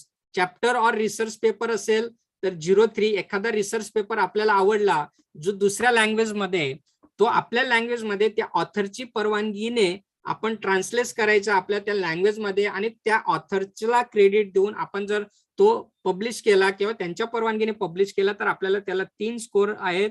Book असेल तर त्याला 8 score आहे. So translation work is there in our languages. So this is the publication criteria for CAS or for calculating ARS. So second one is that third one is that creation of ICT mediated teaching learning pedagogy. As in COVID situation, all of us are using ICT mediated teaching and learning pedagogy. Now our webinar is on this criteria too. आपण याच धरती याच प्लॅटफॉर्मने एकमेकांशी आपण समन्वय साधतोय. So development of new and innovative courses and curricula is consider in area 3. That is, so in this we have sub areas that development of innovative pedagogy. Jar apan you have to develop any kind of innovative pedagogy, 5 for each innovative pedagogy. त्या एका innovative pedagogy ला 5 score आपल्याला घेता येतो. Design of new curricula and courses, 2 per curricula courses, 2 score 2 score या ठिकाणी दिला जातो. एखादा डिझाईन आपण एखादा करिक्युला केला असेल, कॉलेज लेवलला एखादा सर्टिफिकेट कोर्स असेल किंवा युनिव्हर्सिटी लेवलला एखादा करिक्युलम मध्ये डिझाईन मध्ये जर आपलं पार्टिसिपेशन असेल युनिव्हर्सिटी लेवलला, so accordingly we have to score there. Then MOOC core is there. आपण जर एखादा मूक कोर्स डेव्हलप केला असेल, development of complete MOOCs in 4 quadrant, 4 credit कोर्सचा जर असेल, it is 4 quadrants and 4 credit course त्याला जर असेल, in case of MOOCs of lesser credits of it is 5 marks credit and it is called calculated as a 20 score. जर 4 quadrant मधला असेल आणि 4 क्रेडिट कोर्सचा असेल तर त्याला आपण 20 स्कोर या ठिकाणी देत असतो. जर मूक्स डेव्हलप केला असेल 4 क्वाड्रंट मध्ये, त्यात काही मॉड्यूल्स तयार केले असतील, काही लेक्चर्स तयार केले असतील, then 5 score is there for a module or for a lecture. Then content writer, subject matter expert for each module of MOOCs, at least 1 quadrant, 2 score is there. Course coordinator for MOOCs, 4 credit course जर एखादा course coordinator आपण केला असेल, जसं आपण स्वयंवरती वेगवेगळे अर्पितचे programme बरेचशा लोकांनी केले असतील. If you are the coordinator of that Arpit program, then you will be get the score there in this head, that is MOOC. So according that scores, तो कोर्स किती क्रेडिटचा आहे, according to that we have to score it 2 or 8 as it is, जसा तो course असेल तसा. So one thing is important is that the course should be, MOOC course should be 4 quadrant in the sense there should be video lectures, the first quadrant. Second one is that e-content or supporting material should be there, like PPT asel, PDF asel, animation, etc. All these things. Then quadrant third is that discussion forum should be there. जे काही participant असतील त्यांच्याशी discussion त्यांना करता आलं पाहिजे. This is third one. And fourth one is that assessment. It may be objective, descriptive test और quiz, whatever it may be. So these 4 type of quadrants should be used in MOOC. That will be counted for ARS. तोच course या ठिकाणी ARS साठी ग्राह्य धरला जात असतो. So e-content, this one A, B, C and D1 is that e-content, that is e-books courses under e-PG पाठशाला, animated courses, etc. आपल्याला स्वयं माहिती, बऱ्याचशा लोकांनी स्वयंचे कोर्स सुद्धा केलेले आहेत. काही ई बुक्स पब्लिश करतात किंवा काही ई-पीजी पाठशालावरती एखादा कोर्स किंवा ॲनिमेटेड कोर्स डेव्हलप करतात, त्यांच्यासाठी सुद्धा स्कोरिंग आहे. जर आपण development of e content in 4 quadrants for a complete course e book, 12 score is there. E content develop in 4 quadrants per module, एक मॉड्यूल जर डेव्हलप केलं असेल तर त्याच्यासाठी 5 स्कोरिंग होतं.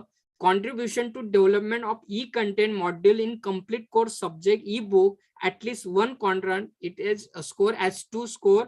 Editor of e-content for complete course paper e-book, it has given 10 score. So according to the कसा आपण तो डेव्हलप केलेला त्याच्यानुसार आपल्याला या ठिकाणी स्कोरिंग होत असते. So these things are very important while preparing the CAS. In which area we have to develop ourselves. आपल्याला स्वतःला काय याच्यातनं करता येईल याची आयडिया आपल्याला या ठिकाणी असणं आवश्यक असतं. आणि fourth area is that research guidance. आता रिसर्च गायडन्स मध्ये काय असेल, देन पीएचडी अवॉर्डेड पर कॅन्डिडेट. जर पीएचडी अवॉर्ड केला असेल आपल्या मार्गदर्शनाने 10 स्कोर त्याला मिळतो. पीएचडी सबमिटेड असेल per candidate 5 score is there. MPhil, PG dissertation 2 per degree awarded. एखाद्या एमपीलला आपण गाईड केलं असेल, पीजीला आपण डायझर्टेशनला दिलं असेल. आपल्या आता पीजी डायझर्टेशनच्या बाबतीत कन्फ्युजन आहे. आमच्या केबीसी एनएमयू मध्ये ग्राह्य धरलं जातं, इतर ठिकाणी मला माहिती नाही, परंतु काही ठिकाणी पीजी लक्षात घेतात. मात्र एमफिल तर आहेच. एमफिलला आपण गाईड केलं असेल 2 score is there. For joint supervision of research student, एखाद्याशी आपण जॉईंटली एखादा गोष्ट केली असेल तर 70% of total score for supervisor and co supervisor are calculated. So supervisor and co supervisor both shall get 7 marks each. प्रत्येकाला दोघांना तो 7 मार्क्स या ठिकाणी प्राप्त होतात. So in research guidance is there. Then research project completed. आपण जर एखादा रिसर्च प्रोजेक्ट केला असेल, मोर दॅन 10 लाखचा जर असेल तर 10 स्कोर त्याला मिळतो. लेस दॅन 10 lakhs असेल तर 5 स्कोरिंग इज देअर. आणि जॉईंट प्रोजेक्ट असेल, प्रिन्सिपल इन्व्हेस्टिगेटर अँड को इन्व्हेस्टिगेटर जर त्याच्यात असेल तर 50 इज. दोघांना 50% म्हणजे मोर दॅन 10 lakh असेल तर 5 स्कोर इज देअर. असं स्कोरिंग आपण रिसर्च प्रोजेक्ट कम्प्लिशन साठी असतं. जर रिसर्च प्रोजेक्ट ऑन गोईंग असेल तर मोर दॅन 10 lakh असेल तर 5 स्कोरिंग, लेस दॅन 10 lakh असेल तर 2 स्कोरिंग. जॉईंट प्रोजेक्ट असेल तर अगेन 50% इच. दोघांना we allot. Then 4D, that is D head is their consultancy. Some people take a consultancy projects to 3 for consultancy, joint project असेल, एखादा consultancy project जर आपण घेतला असेल तर त्याला 3 स्कोर आपण देत असतो. जॉईंट प्रोजेक्ट असेल तर 50-50% is. So according to the research project, research guidance is there, research project is there, research project ongoing is there, and consultancy projects are there. So according to that, we have to ARS, we calculate it. Then fifth one is that patents and award and fellowship. These two heads are very important. जर एखादा patent आपण जे research करतो, एखादी जी idea असेल, आता patent म्हणजे एखादं फक्त development of a instrument and we take a patent, फक्त इन्स्ट्रुमेंट साठी पेटंट नसतं. एखादी आयडिया असेल, लिटरेचर असेल, एखादी कन्सेप्ट असेल जी आपण इनोव्हेटिव्हली मांडली असेल तर त्याच्यासाठी सुद्धा आपल्याला पेटंट या ठिकाणी घेता येतो. मग असा पेटंट आपण इंटरनॅशनल लेवलला घेतला असेल तर 10 स्कोर इज देअर, नॅशनल लेवलला असेल तर 7 स्कोर इज देअर. एखादा अवॉर्ड फेलोशिप आपल्याला मिळाला असेल, इंटरनॅशनल लेवलचा असेल तर 7 स्कोर इज देअर, national लेवलचा असेल तर 5 score is there. So these two heads are very important for us, patents and awards and fellowship. So patent is my opinion, patent is very important. If we have research, we have a new idea, we have to prove it, it is a new, then we must take the patent on that. So this head is important. Then 6th head is that is policy document. Submitted to an international body असेल, organization असतील, such as UNO is there, UNESCO is there, World Bank is there, International Monetary Fund is there.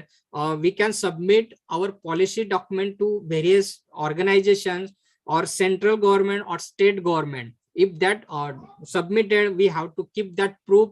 We have to if it is at international level, 10 score is there. It is national level, 7 score is there, and it is at state level, 4 score is that. That is we calculate the ARS. Then in 6B is there in a pro forma of CAS, invited lectures. That is if you are invited as a resource person, or if you present a paper in seminar, conference, full papers in conference, proceedings, publish in proceeding, paper, whatever you present the paper and it is published in proceeding, it will be count only once. That is very important thing. Generally आपण काय करतो, paper publish करतो seminar मध्ये, तो research paper मध्ये publication मध्ये mention करतो आणि खाली याच्यातही मेन्शन करतो, तो एकाच ठिकाणी कुठेही काउंट केला जातो. So this thing is very important. So if it is international, abroad, international असेल आणि अब्रॉडला असेल तर 7 स्कोर, इंटरनॅशनल असेल आणि विदिन कंट्री असेल तर 5 स्कोर, नॅशनल लेवलला 3 स्कोर आणि स्टेट युनिव्हर्सिटी लेवल असेल तर 2 score. So according to the level of that seminar, paper presentation, etc., we score. That is counting the ARS. So one thing is that in a regulation there is clear cut that the 6 area of the or 6 activity, that is policy document and invited lecture, it has a upper capping of 30%. याला upper capping म्हणजे 30% ची capping या हेडला आहे. म्हणून आपण सरसकट काय करतो, एवढे पेपर पब्लिश केले, तेवढा स्कोर झाला आणि मात्र याला अप्पर कॅपिंग आहे. ही एक महत्वाची बाब या क्रायटेरियासाठी आहे. So this is the methodology for calculating ARS. So in university and college teachers too. So next question is that how to prepare PBAS pro forma for CAS.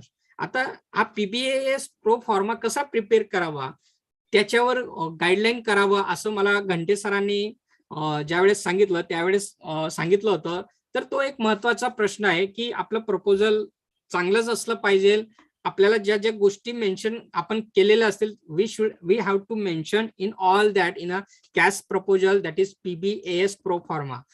PBAS pro forma is provided by the university which is you are affiliated to that. प्रत्येक युनिव्हर्सिटीचा थोडाफार changes असेल, परंतु criteria मात्र same असतील. Format change असतो मात्र criteria बदलत नाही, कारण it is recommended by U.G.C. It is given in a regulation of UGC. तो रेग्युलेशन मध्येच आलेले असतात म्हणून हेड सारखेच असतात, फक्त बनवण्याची सादर करण्याची पद्धत मात्र बदलू शकते. So according to our university that is KBC NMU Jalgaon, the pro forma is like that. Let me explain you. If you you are in university department, the format is different from the format of the college teacher. प्रत्येक department नुसार तो वेगवेगळा आहे. लायब्ररीचा वेगळा आहे, physical डायरेक्टरचा वेगळा आहे, college टीचरचा वेगळा आहे, युनिव्हर्सिटी डिपार्टमेंटचा प्रोफेसरचा हा वेगळा आहे. Suppose you are in university department for assistant professor in university department, academic level 10 to academic level 12 and academic level 11 to academic level 12 and academic level 12 to academic level 13A यांच्यासाठी एकच format आहे या वेगवेगळ्या 3 stages साठी. तर तो format या ठिकाणी या पद्धतीचा आहे. आपल्या भागातील लोकांना माहितीच असेल. First part is a general information is there. Second part is there of assessment criteria what we have discussed. First one is the teaching. आपले जे काही इयर्स असतील त्या इयर्स प्रमाणे आपल्याला अबोव 80% या ठिकाणी आपला वर्कलोड असला पाहिजे. देन इन्व्हॉल्वमेंट, कमीत कमी 3 ऍक्टिव्हिटीज मध्ये इन्व्हॉल्वमेंट आपली या ठिकाणी सेकंड असेसमेंट मध्ये असली पाहिजे. We have discuss all this thing. Just look here and overall grading should be good or at least satisfactory is expected in this criteria. So this one is that. Then let's see.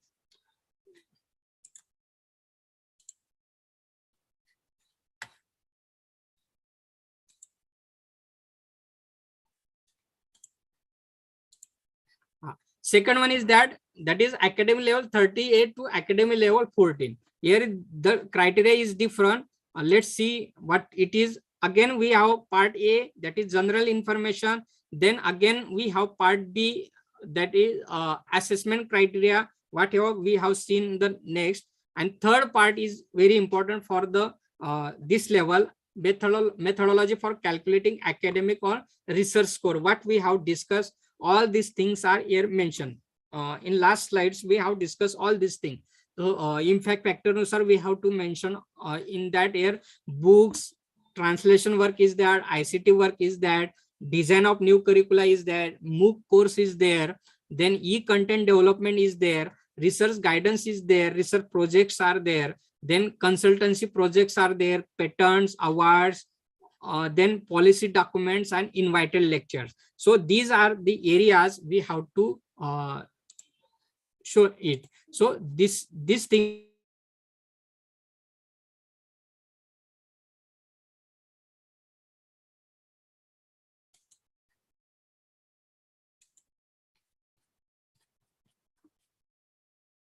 let me share the slide.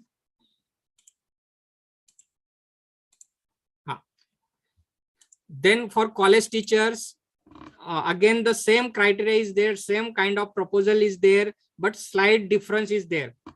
जसे नियम university डिपार्टमेंटचे वेगळे आहेत, त्यांचे वेगळे आहेत, तसं थोडासा changes आपल्याला कॉलेज टीचर साठी आहेत. एक जस्ट आपण ओव्हरलुक करूया कॉलेज टीचर साठीचा आणि पुढे जाऊया. Again it is the same. First part is the general information, academic background is there. Then second part is that assessment criteria is there. According to these are the 2 criteria. First one is the teaching, it must be 80% is there, and second one is that at least 3 criteria should be fulfilled. And then for this and after associate we have to calculate A and research score, academic and research score. Up to the associate professor it is not needed. आपल्याला ते गरजेचं नाही, फक्त minimum qualification त्या ठिकाणी असली पाहिजे. परंतु from academic level 38 to professor we have a part C. Again we have research paper is there. All these criteria what we have seen in the last university or teachers. So we have to fulfill this cash proposal there, and we have to submit to the IQAC department, and then afterwards to the university. So college teachers proposals are there. Then college principals proposal is there. It is again slightly different, थोडासा changes आहे college प्रिन्सिपलचा, तो फक्त या ठिकाणी दाखवून देतो. College principal साठी फक्त पार्ट ए आहे या ठिकाणी आणि पार्ट सी असतो फक्त. जो आपण बी जो पार्ट असतो तो या ठिकाणी प्रिन्सिपल साठी नसतो, जे वेगवेगळ्या कमिटीज असतात, because that post is administrative post. So part B is their methodology for calculating, and the same methodology is followed there. So only two criteria is there. Part 1E is the information of self information, and second is the research score or academic score is there. So this is the difference here again about the principle. Then physical director is that again slight difference is there. Let me show, because I have मी कमी बोललो physical डायरेक्टरचे, थोडस या ठिकाणी changes आहेत, तो changes आपल्याला या ठिकाणी सांगतो. पार्ट ए मध्ये पर्सनल इन्फॉर्मेशन ही सगळ्यांची सारखी असेल, तुम्ही कोणत्याही प्रकारचे हे करा. त्याच्यानंतर जो सेकंड पार्ट असतो इथं थोडं असेसमेंट क्रायटेरिया मध्ये फिजिकल डायरेक्टर यांचा थोडासा चेंजेस आहे. आता यांचं फिजिकल डायरेक्टरचं पद आता दोन प्रकारचं असतं, एक तर फिजिकल डायरेक्टर और एक तर physical director as a teacher. काही बीएड कॉलेजला एक लेक्चरर म्हणून असाल ते वेगळं पद असतं, आणि काही फिजिकल डायरेक्टर म्हणून जे रिक्रुटमेंट असेल, असे दोन प्रकारचे असते. दोघांचा क्रायटेरिया थोडासा वेगवेगळा असतो. तर हा जो क्रायटेरिया आहे पहिला attendance calculate in terms of percentage. आता इथं 90% अँड अबोव्ह पर्सेंटेज आपलं अटेंडन्स या ठिकाणी पाहिजे. ऑर्गनायझिंग इंट्रा कॉलेज कॉम्पिटिशन, जे काही वेगवेगळ्या कॉम्पिटिशन ऑर्गनाइज करणं अपेक्षित आहे. Institution participate in external competition, जे काही बाहेर स्पर्धा होत असतात स्पोर्ट्स संदर्भातल्या, त्याच्यात आपल्या कॉलेज मधून तुम्ही किती पार्टिसिपेट कसं करतात विद्यार्थ्यांना, त्याचं इव्हॅल्युएशन असतं. Upgradation of sports and physical training, आपण अपग्रेडेशन कसं करतो वेगवेगळ्या ऍक्टिव्हिटीमध्ये, ते अपेक्षित असतं. त्याच्यानंतर one student national state levels वगैरे याच्यामध्ये सहभाग झाला असेल तर त्याच्या स्कोरिंग असतं. आणि एक ओव्हरऑल स्कोरिंग या ठिकाणी फिजिकल डायरेक्टर साठी असतो. थोडासा बदल या ठिकाणी फिजिकल डायरेक्टरच्या बाबतीत असतो. त्याच्यानंतर जो काही ARS स्कोर आपण कॅल्क्युलेशन करतो, director of physical education and sports who are not involve in teaching, म्हणजे जे टीचिंग मध्ये नाहीत, फक्त स्पोर्ट्स फिजिकल डायरेक्टर म्हणून आहेत, त्यांच्यासाठी थोडा वेगळा असतो. आणि जे टीचिंग म्हणून असतात त्यांच्यासाठी थोडा चेंजेस असतो. हा बदल या ठिकाणी लक्षात घ्यायचा आहे. वेगवेगळे फॉर्मॅट असतात. आता याच्यातही पार्ट ए आहे, त्याच्यानंतर पार्ट बी आपण असेसमेंट क्रायटेरिया मागच्या याला बघितलं, आणि हा थोडासा बदल या ठिकाणी आहे. आपल्याला हे सगळे फॉर्मॅट आपल्या विद्यापीठाच्या वेबसाईटला अवेलेबल आहेत. PBAS ची लिंक आहे, त्या ठिकाणी सहज उपलब्ध आपल्याला होत असतात. असे वेगवेगळ्या प्रकारचे प्रपोजल वेगवेगळ्या पोस्ट साठी आपल्याला प्रिपेअर करावं लागतं. म्हणून आपण कोणत्या स्टेजला आहोत त्यानुसार आपल्याला प्रपोजल या ठिकाणी प्रिपेअर करावायचे असतं. So according to university department we have different types of proposal. According to the college teachers we have different type of proposal. College principal has again different criteria. Physical director have different criteria. And about the librarian, Dr. Jagdish Kulkarni sir will be explain you in detail, because he is expert in that field. So go ahead here. Then next question is that what are the issues and solutions? आता issues काय आहेत आणि त्याच्यावर solutions काय असले पाहिजे. Let me tell you before you raise some issues, let me explain myself some issues. I have 4 issues in this or the CAS process. The first issue is that associate professor जर आपण असाल from academic level 12 to academic level 30A, तर date of screening committee will be considered for promotion. बरेचसे लोक इथं confuse होतात. त्यांनी file submit केलेली असते विद्यापीठाला, कमिटी मिळत नाही आणि त्यांचे बरेच दिवस जातात. परंतु स्पष्ट क्लिअर आहे UGCच्या रेग्युलेशन मध्ये या ठिकाणी ज्या दिवशी तुमची कमिटी येईल त्या दिवसापासून तुम्हाला त्याचे बेनिफिट मिळेल. सो सबमिट प्रपोजल बिफोर 3 months. मग त्याच्यासाठी आपण काय केलं पाहिजे, सोल्युशन काय असेल, 3 महिने बिफोर आपल्याला प्रपोजल सादर करता येतं. म्हणून 3 महिने बिफोर जर आपण प्रोसेस केलं तर आपण ड्यू डेट पासून नक्कीच लाभ मिळू शकतो. आज तरी याच्यावरती हेच सोल्युशन आहे. त्याच्यासाठी संघटना कार्य करते, संघटने वेगवेगळ्या प्रकारे याची मागणी करत आहे. कदाचित चेंज होऊ शकेल, परंतु आजच्या तारखेला मात्र आपल्या हातात एकच सोल्युशन आहे, ते म्हणजे 3 महिने बिफोर आपण ह्या प्रक्रियेला सुरू होणं आणि आपल्याला ड्यू डेट पासून आपल्याला कसं लाभ घेता येईल त्याचा प्रयत्न करणे. दुसरा एक इश्यू आहे, प्रोफेसर पदासाठी date of screening committee will be consider for promotion. त्याच्यानं असोसिएट झाल्यानंतर जे आपण 3 वर्षानंतर आपण प्रोफेसर साठी करतो त्याचंही तसंच आहे. ज्या वेळेस तुमची कमिटी येईल त्या दिवसापासून तुम्हाला त्या ठिकाणी ग्राह्य धरलं जाईल. आता याच्यामध्ये काय, पहिल्या 2 लेवलला आपल्याला स्क्रुटिनी कमिटी असते आणि या नंतरच्या जे असतं त्यांना स्क्रीनिंग कमिटी असते. कारण हे पद जे असतं ते त्या दिवसापासून इम्प्लिमेंट होत असल्यामुळे या थोडासा शब्दांमध्ये गोंधळ आहे. म्हणून याच्यासाठी सुद्धा आपण 3 महिने बिफोर जर तयारी केली तर आपल्याला ड्यू डेट पासून नक्कीच आपल्याला लाभ घेता येईल.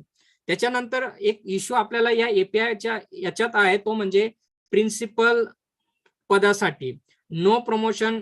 आता जर आपण असोसिएट नंतर जर प्रिन्सिपल झाला आणि आपण जर प्रोफेसर पदासाठी जर अप्लाय केलं तर असं प्रिन्सिपल ह्या पदासाठी असं प्रमोशनाचा कुठल्याही बाबतीमध्ये या रेग्युलेशन मध्ये आपल्याला मिळालेलं नाही. म्हणून या ठिकाणी सुद्धा एक कन्फ्युजन आहे. सो जर असोसिएट नंतर जर तुम्ही प्रिन्सिपल झालात आणि प्रोफेसर पदासाठी ज्यावेळेस तुम्ही मागणी करतात तर प्रिन्सिपल पदाचा असा कुठलाही नाही. तर यासाठी सुद्धा संघटना कार्य करते, संघटनेची मागणी होत आहे की प्रिन्सिपलला सुद्धा तुम्ही एपीआय लावा आणि किंवा त्यांनाही प्रमोट करा प्रोफेसर पदासाठी. हे सगळं चाललंय. The organization is trying to solve this issue, परंतु आज मात्र त्याचं उत्तर नाही. त्याच्यानंतर पुढचा जो इश्यू आहे प्रोफेसर पदासाठी, if a professor apply for UG college principal he will place as associate professor.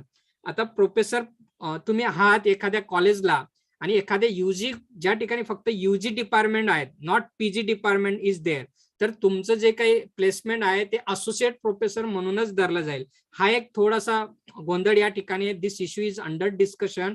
Demand of पे प्रोटेक्शन, याच्यासाठी सुद्धा संघटना पे प्रोटेक्शनची मागणी या ठिकाणी करत आहे. हा एक इश्यू या ठिकाणी आहे. जर तुम्ही प्रिन्सिपल जिथं पीजी डिपार्टमेंट असेल त्या ठिकाणी जर झालात तर automatically you are the professor, तिथं तुम्ही प्रोफेसर ग्रेड मध्ये तुम्ही जातात, म्हणून त्या ठिकाणी हा इश्यू नाही. परंतु यूजी कॉलेजेससाठी हा इश्यू मात्र आजही आहे. याच्यावर सुद्धा संघटना वेगवेगळे प्रयत्न करत आहे. So some issues are there and solution माझ्याकडे आज सोल्युशन नाही, फक्त काय करता येईल एवढं मी या ठिकाणी सांगितलेलं आहे. सो whatever the how to prepare the CAS, whatever the questions I put before you, I have given the answer of that question. If you have some questions you may ask me, I will try at my level best.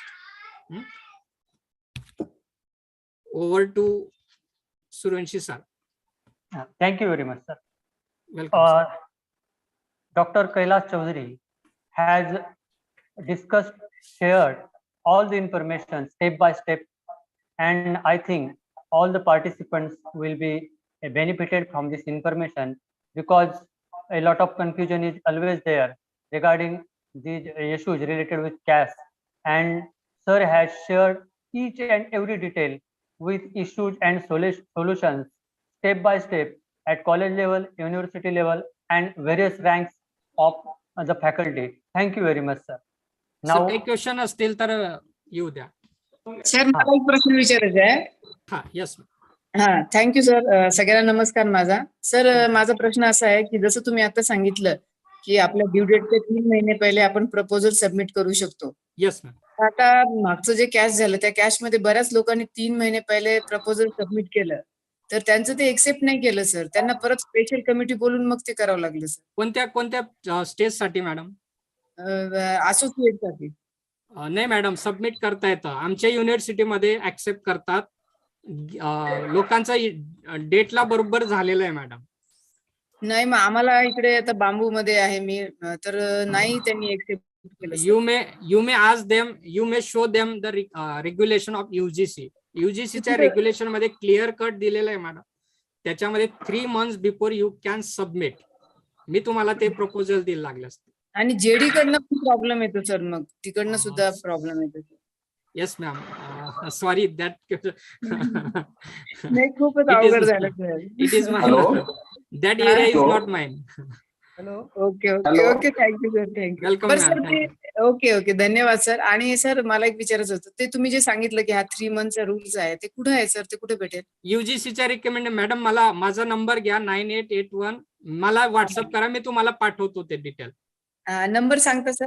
9881 हा 81 03 हम्म, 6232.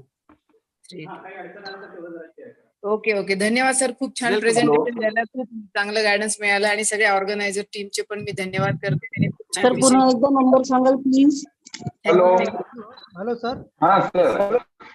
Yes sir. Hello. Sir आपला number पुन्हा सांगाल please. 9881 03 6232. Hello sir. Yes hello. Sir. Yes sir. Thank you.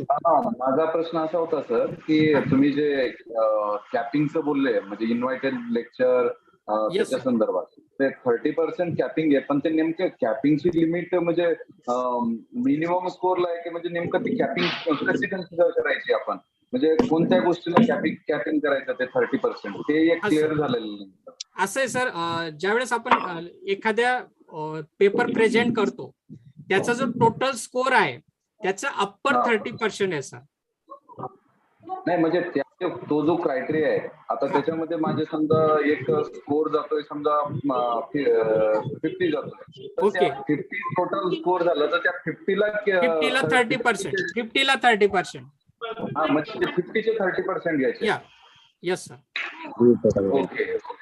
Thank you. Hello. Yes sir. Yes sir. नमस्कार sir. Hello. Yes sir. हा, माझा एक प्रश्न आहे सर. Yes sir. जसं असोसिएट जो प्रोफेसर असतो सर ग्रेड, हा. समजा ते प्रोफेसर ग्रेड वरून तुम्ही सर म्हटले सर प्राचार्य जर जे गेले UG लेवलवर, हा. तर त्यांचं स्केल कमी होतो का सर? अशा प्रकारचे काही झालेले आहेत का? येस सर, आहेत एक्झाम्पल तसे. अच्छा, जेडीनं कमी केलेले आहे का सर? त्याची रिवाइज येस सर, जर तुम्ही प्रोफेसर असाल आणि तुम्ही फक्त UG कॉलेजला जर प्रिन्सिपल म्हणून गेला, सर तुमचं प्लेसमेंट असोसिएट प्रोफेसरलाच होतो. हा मोठा दोष आहे त्याच्यात. याच्यावरती प्राचार्य फोरमची किंवा मागणी चालू आहे पे प्रोटेक्टची, परंतु आज तरी तसं माझ्याकडे डॉक्युमेंट नाही तर मी ते सांगू शकेल. परंतु नियमानुसार तर प्रे प्रोटेक्शन नुसार येस सर, तो एक तर टाकता येत नाही. तो ड्रॉबॅक आहे सर या रेग्युलेशनचा. अच्छा, येस सर, पण लवकरच त्याच्यावर सोल्युशन निघेल ही अपेक्षा आहे सर. कारण त्याच्यानंतर जर काय असं प्रोफेसर माणूस तर जाणार नाही सर प्राचार्य. Yes sir. येस सर, खरं आहे सर. हा, पण त्याची असोसिएट मागणी चालू आहे सर. आणि जे सर मी रिसर्चचा एक प्रश्न आहे सर. Yes sir. ते थॉम्सन रुटर जो आहे आता, हा. तो क्रायटेरियाला इम्पॅक्ट फॅक्टरचा, हा. तर जनरली ह्युमॅनिटी आणि इंटरडिसिप्लिनरी मध्ये थॉम्सन रुटरचे एकही जर्नल्स नाहीत सर. आहेत सर, मोजण्या बोटावर मोजण्या एवढे आहेत. राउटरचे आहेत. हा, समजा त्याच्यात जर मग आपलं जर नसेल सर रिसर्च पेपर, तर ठीक आहे ना आपल्याला sir, at least UGC care list मध्ये तुम्ही टाकू शकतात. हो, तर त्याचे मार्क्स किती मग 10 पकडायचे काय?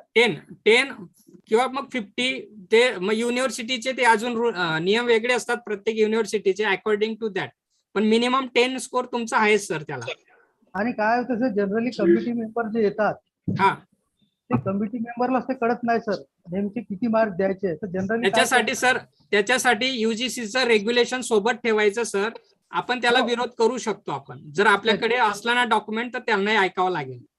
नाही, त्यांनाच माहिती नसतो सर. मग आपण जर समजा कॅन्डिडेटनं 25 मार्क टाकले सिंगल ऑथरच, तेच ना सर, मग आपण माहिती देऊ शकतो त्यांना. नाही, जर आपण 25 मार्क टाकले सर, तर मग ऍक्सेप्ट केले तर कमिटीने. शेवटी मग ते कमिटीला तुम्ही कसं सगळे माहिती देतात त्याच्यावर डिपेंड आहे सर. नाही, कमिटीला आपण माहिती नाही दिलं सर, समजा त्या कमिटीवालीने ऍक्सेप्ट केले, समजा आपल्या तसं असं सर, मोठ्या कमिटीवर सहसा असं होत नाही. एखाद दोन व्यक्ती अपवाद असू शकतं. कारण या अगोदर आमच्या विद्यापीठात 25 मार्क घेतलेले आहेत सर. गोंडवाना विद्यापीठामध्ये हा हा सिंगल ऑथर्स थॉम्सन रुटर्सच्या याच्या लिस्ट मध्ये तो जर्नल नसेल, तर अशा वेळेस त्यांनी 25 मार्क ग्राह्य पकडलेले आहेत. कमिटीने ते ऍक्सेप्ट केलेले आहेत. बरोबर. आणि माझा एक प्रश्न आहे सर, समजा हा बोला आपण 3 महिने अगोदर टाकायचं असेल सर प्रपोजल, हा हा समजा मॅनेजमेंटनं जो जर नाकारलं तर काय करायचं सर? सर जे मॅनेजमेंटने नाकारलं सर, असे प्रश्न असे आहेत जे माझ्या आवाक्यातले नाही सर, ते नाही सोडू शकत. त्याच्यावर मग काय कर सर, सोल्युशन काय असेल? निघतात सर सोल्युशन, आपण आपल्या लेवलने सोल्युशन काढायचे असतात. अच्छा. हॅलो, नमस्कार सर. टेक्निकली नाही, it is not a technical. Sir माझा एक प्रश्न आहे Thank you. सर, मी आपला ऑफिसिटिंग प्रिन्सिपल आहे आणि मला अप्लाय करायचं आहे, तर मला मॅनेजमेंटची सही लागतो sir. Yes sir, no objection certificate लागतं सर. अशा वेळेस मग मॅनेजमेंट मग ते नाकारतात सर, अशा वेळेस काय करायचं? तेच आहे सर. मग अशा वेळेस काय UGC काय रेस्ट्रिक्शन आहेत का? गव्हर्नमेंट याच्यावर काय करतो का? आपण मागणी करू शकतात सर, समजू शकतात म्हणून या मॅनेजमेंट. नाही सर, याच्यातून संघटनेच्या माध्यमातून अशा प्रकारचे प्रश्न क्रिएट व्हायला पाहिजे. You may approach to organization. तुम्ही ऑर्गनायझेशनला अप्रोच होऊ शकतात सर यासाठी. युनिव्हर्सिटी लेवलवर अशा प्रकारचे निर्णय घ्यायला पाहिजे. Yes sir, it is expected. Yes ma'am. Hello sir. Sir. नमस्कार. खूप सुंदर सर तुमचं नमस्कार सर. मार्गदर्शन. Thank you sir. Okay okay. Hello. हा येस मॅम. सर, माझा असा प्रश्न आहे, लेवल 3च्या कॅस साठी लायब्ररीला PhD कंपल्सरी आहे का? Academic level 12 to 13. हो. हा. Yes sir, yes ma'am. Associate साठी कंपल्सरी आहे. Thank you sir. Yes, welcome ma'am. Thank you very much. Chaudhary sir, yes sir.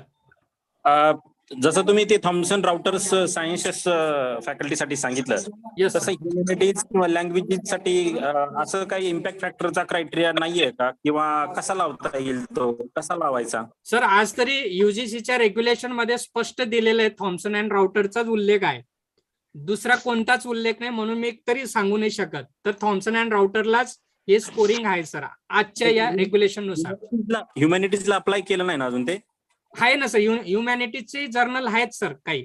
Okay okay हो ओके, आहेत sir. Thank you. Welcome sir. Okay, thank you very much. Thank you very much, sir. Dr. Kailash Chaudhary, sir, has suggested us all the solutions regarding the issues. I thanks to all the participants and Dr. Kailash Chaudhary, sir, for active participation. Now I invite Dr. Jagdish N. Kulkarni, sir, Director of Knowledge Resource Center, Swami Ramanand Tirth Marathwada University, Nanded, to address to all the participants for this next session. Dr. Jagdish Kulkarni, sir.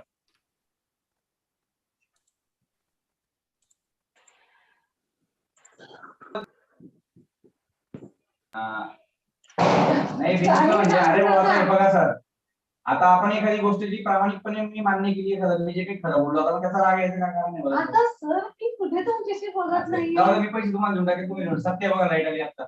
Hello, Dr. Jagdish Kulkarni, sir. Hello, Jagdish. All the participants are requested to please unmute mute their mic. Dr. Jagdish Kulkarni, sir. Please, sir. Yes, sir. Deliver your lecture.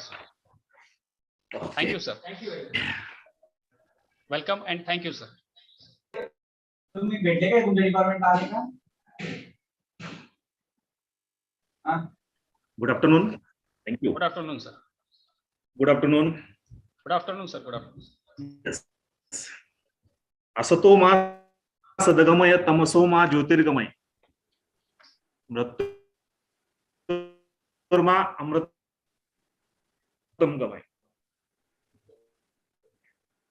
Just याच्याकडे slogan on your website, Sanskrit phrase that oh God from state, and webinar is one kind of move toward us regarding the CAS.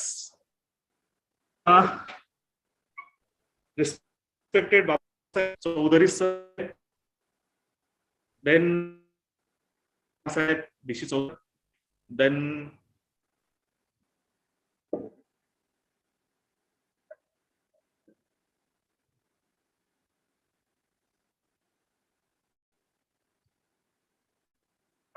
आवाज नाही येते.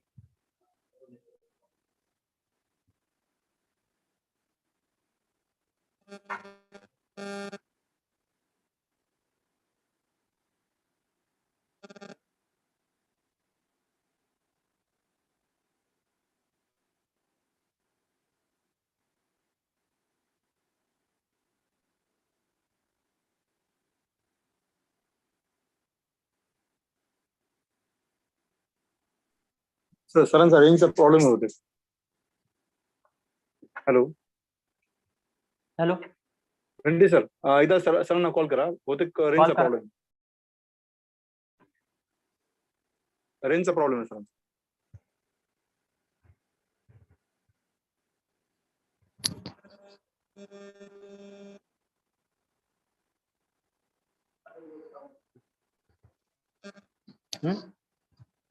माझ्या ठीक आहे.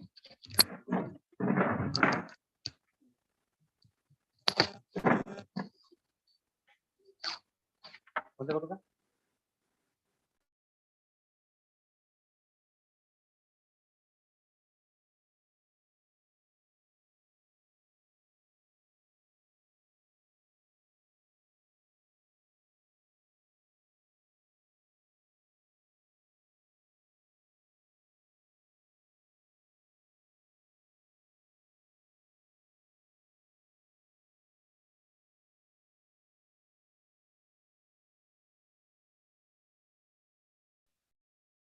Hello. Hello. Hi, hello. Am I audible? Yes, sir. Yes, Clear. sir. Yes, Yes, yes, sir. yes, please. Actually, there is an issue of network. So I have sent my file to Dr. Ghante, sir. Respected dais, this virtual dais, Honorable Principal U.G.C, sir, Organizing Secretary Ghante, sir, my friend Rahul Deshmukh, sir, Anchor Dr. Manik Suryavanshi, sir, then the resource person Dr. Kailash Chaudhary, sir, and all participants, brothers and sisters. Actually, most of the part has been covered. Share करताय का सरांना? हा करा जरा. हो हो.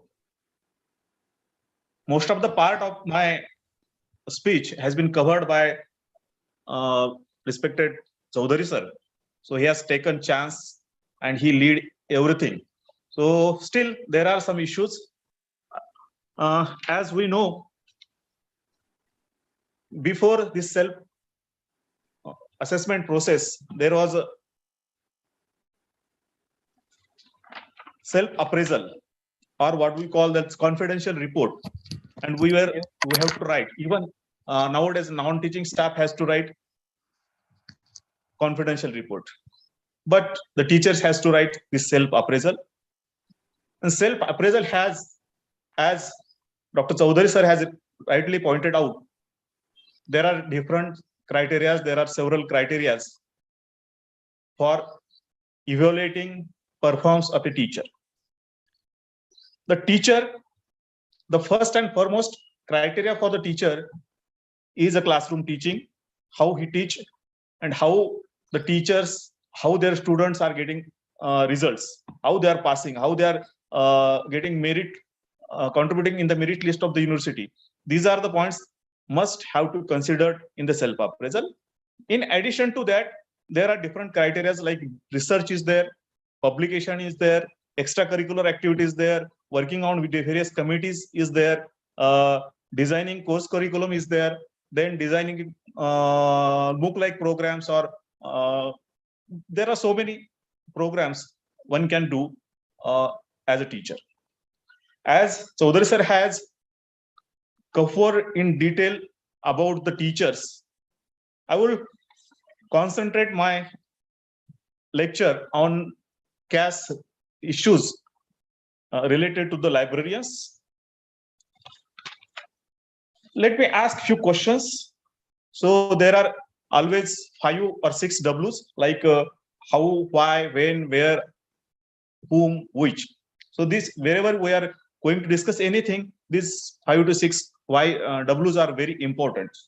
So let me ask you some questions, as I generally think that we should have a dialogue we should have interaction rather than the intellectual lecture.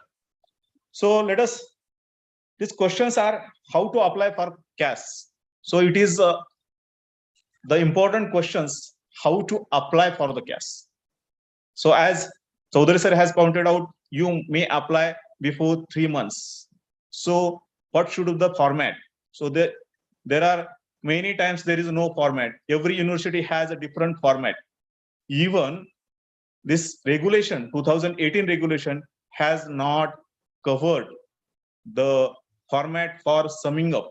Though the regulation has given self-appraisal, but there is a no summary format that university has to prepare. Previously, that format was given. So this is one of the problems. There are n number of problems in the regulation, and simple and most important problem that the regulation is changing in a fast manner. After 2009, there are so many amendments, and for every regulation, for every promotion, one has to go for the change. So that is the most important problem or most important issue in the regulation, in the self-appraisal, that the formats are changing day by day. There is a score system is changing day by day. That is the most important issue, and that U.G.C can solve that issue. Thank you, Ghante sir. You have opened my PPT. Few PPTs are regarding my university and my university library, that is Knowledge Resource Center. My university is established in 1994 on 17th September. And this is university regarding information regarding Knowledge Resource Center. Please skip that slide. Go ahead.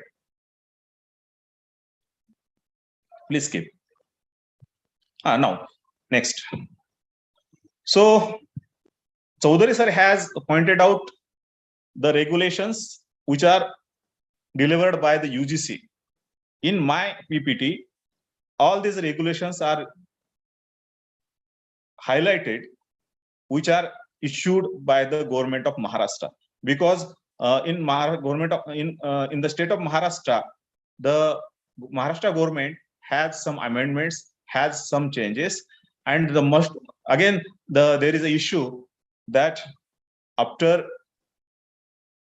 issuing regulation, when U.G.C issues regulations, the state government takes a lot of time in accepting that regulation, in implementing that regulation. This is one of the issue we have to face. Even for 7th pay, it might be a pay scale, it might be a pay commission, so it always get delayed for the state government employees. That is one of the issue. On screen, you can see there are different letters, regulations, or circulars. And the most important is that the Gazette of India, that is 18th July 2018, and then Government of Maharashtra resolution on that, which is issued on 8th March 2019. And again, there was a correction, and which is issued the corrected part on 10th May 2019. Next. Next, please.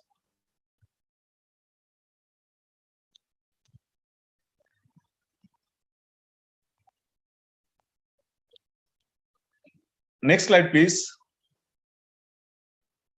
Yes, sir. Yes, sir. Please take it. Just a minute.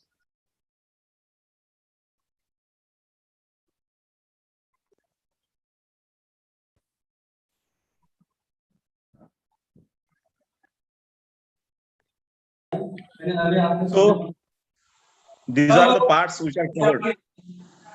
Hello.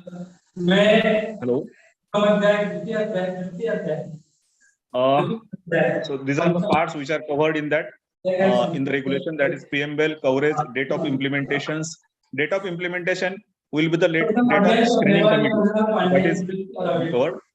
Then designations, then recruitment and qualification, then direct recruitment. There are two parts.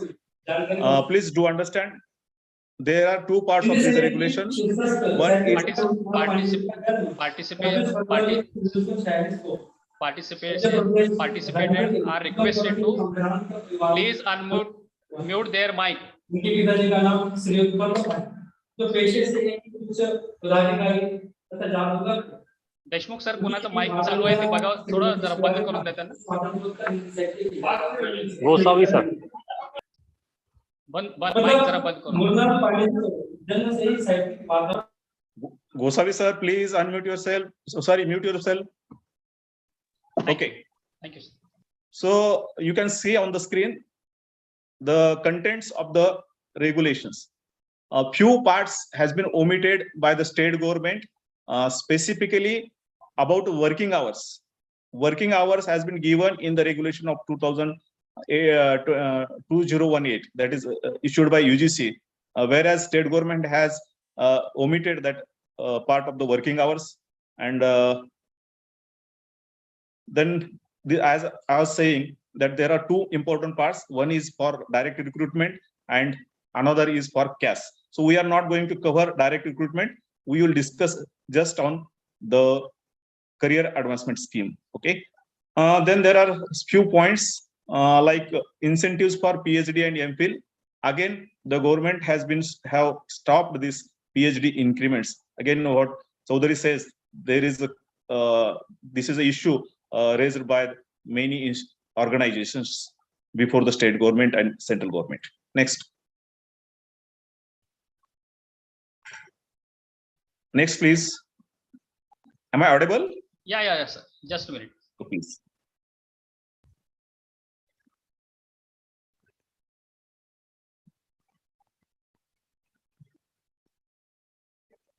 Is it okay, sir? Then, yeah. Then there are points like increment, promotion, allowances and benefits, leaves, superannuation and re-employment, consultancy assignments, period of probation and confirmation, creation and filling of the teaching post, service assignments, agreements and fixing of seniority, code of professional ethics, maintenance of standards, then option for the revised scale, pay scales, and anomalies, etc. So these are the points which are covered. We generally what we see, this regulation is regarding just a CAS or direct recruitment, but there are n number of parts has been covered in this regulation. Next, please.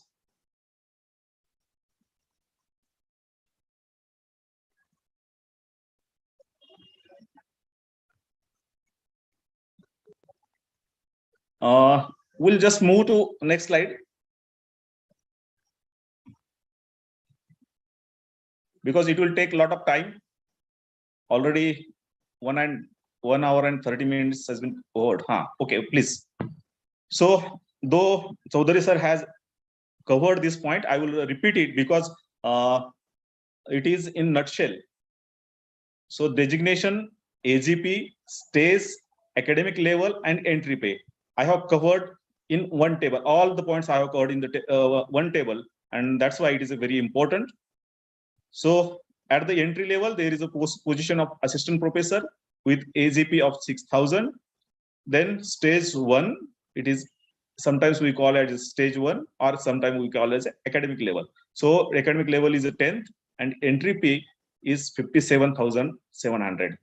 Accordingly, then assistant professor senior scale, then assistant professor selection grade, associate professor, professor, and senior professor. So senior professor, as Dr. Chaudhary said, the senior professor position is in only university and not in the colleges.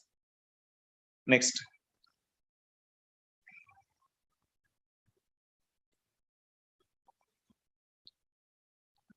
Now this is related to the direct recruitment for university assistant librarian, college librarian. There is similar criteria. He has to just master degree in library science, information science, or documentation science, or an equivalent professional degree with at least 55% marks. Okay, then it consistently good academic record should be there, and he should have qualified SET or NET, or he should be a PhD. Next.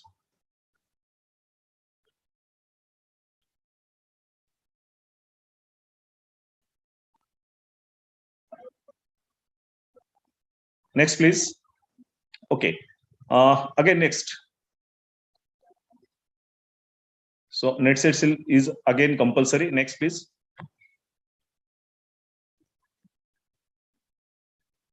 Then university deputy librarian. There is a position of university deputy librarian.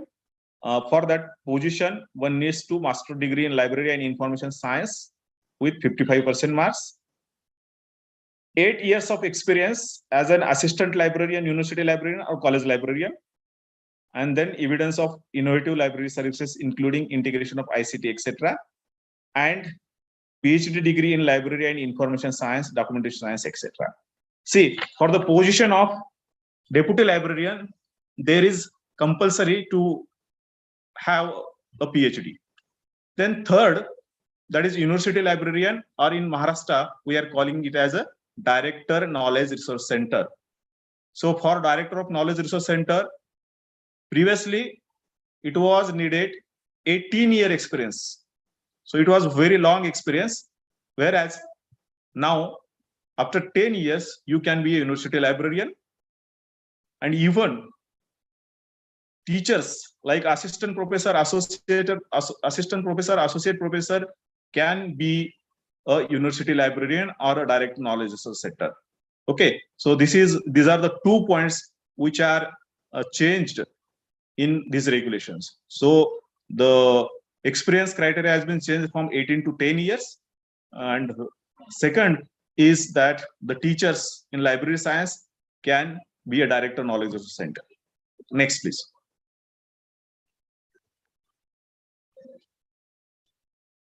Then the PhD is compulsory, and other regulations like open YY, etc. So this is general topics. Next, please.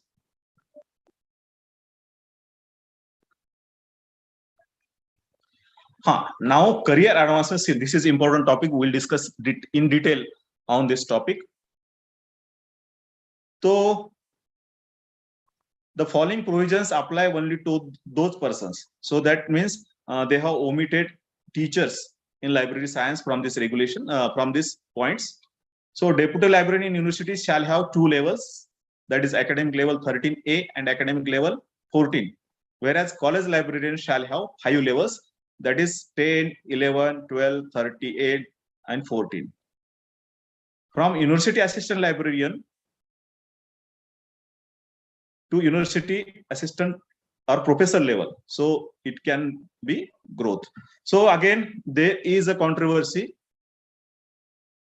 regarding whether they are eligible for the professor. So there is ambiguity in the sentences, there is ambiguity in the regulation. Sometimes it has said that college librarian can be the professor grade, or at some places the sentences are missing, and that's what there was a problem in the state of Maharashtra for the college librarians. But most of the universities now are giving professor grade to the college librarians. Next, please.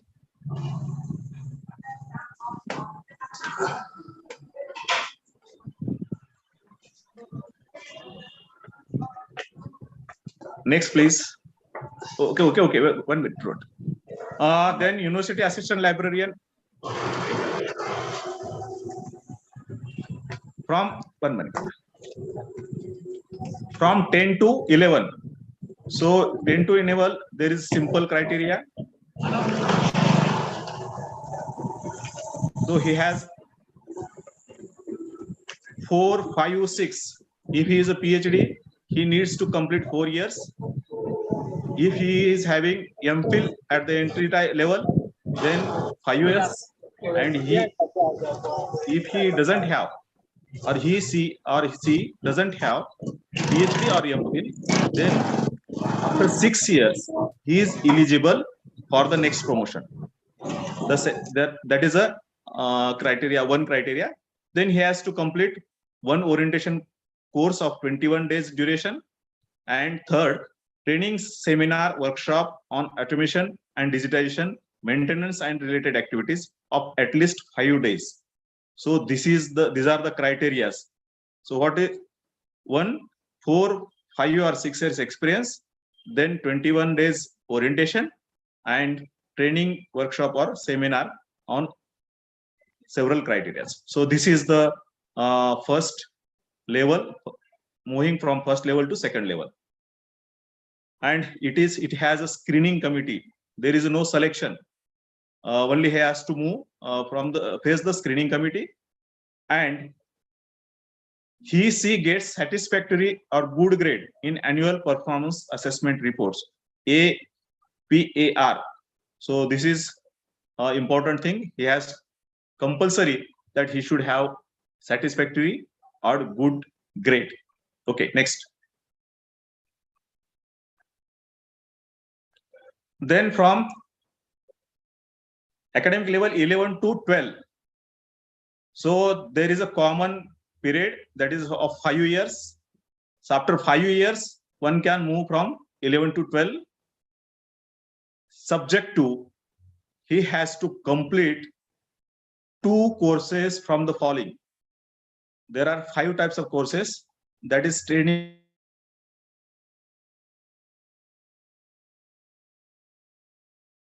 seminar, workshop course on automation and digitization. First, then maintenance of U.G.C afterwards. Taken or developed one MOOC course. One MOOC course he has to complete or he has to develop. And then library upgradation course. So these are the things he has to complete. And again, he should have a satisfactory or good grade in the assessment. And it is again recommended by screening cum evaluation committee. There is no selection committee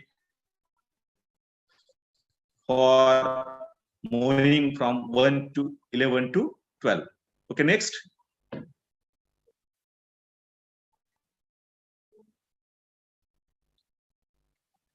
This is from 12 to 13A. Now there is a very short period that after 3 years he can be promoted to the next level. 3 years, then he has to complete at least one of the following. So only one thing he has to do after these 3. That is training, seminar, workshop, course on automation and digitization, then maintenance and related activities, then completed 2 courses of at least 1 week duration, and taken or developed one MOOC course in the relevant subject, and library upgradation course. He just has to complete 2 courses, and he needs to have satisfactory or good grade in the self-appraisal. And then there is a selection committee from up to 12, that is 10 to 11 and 11 to 12. There is screening cum evaluation committee, whereas after 12 to 13A and 13A to 14, there is a selection committee. Next, please.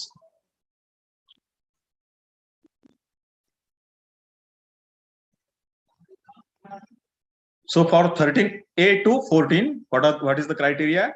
So again, he has to complete 3 years in the previous position. He has to complete training, seminar, workshop, course on automation and digitization, maintenance related, then completed 2 courses, and library application. Same criteria, near about same criteria are there for every stages. And evidence of innovative library services, including the integration of ICT library. This criteria has been added for 13A to 14. And at this stage, PhD degree is again compulsory. Okay. Next, please. Then there is a need of satisfactory or good grade, and there is a selection committee. After recommendation of selection committee, only you can get the professor grade. Next, please.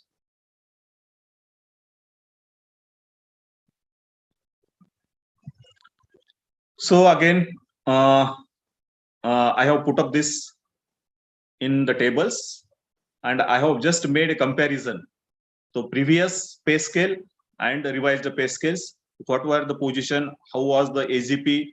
And then what was the pay scales? And now what are the pay scales? So this comparison you can see on the screen. For 6,000, now the basic pay is 57,700. For 7,000, now the basic pay is 68,900. For 8,000, the basic pay is 79,800. Then for 9,000 AGP, there is a pay scale of 131,400, and for 10,000, it is 1,44,000 something. Okay, next.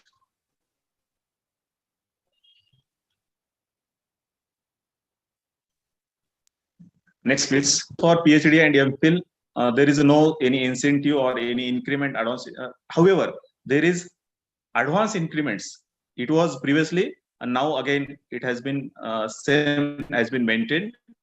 So when at the time of joining, if you are PhD, then you will get increments. The annual increments is given by the pay matrix of 3%. Previously, there was a pay scale and the increment was given, but now it is 3%. And there shall be 2 dates for grant of increments. So in previous pay scale, in previous commission, only 1 increment was there in the July, but now it has been 2 times on 1st January and 1st July. Okay, next.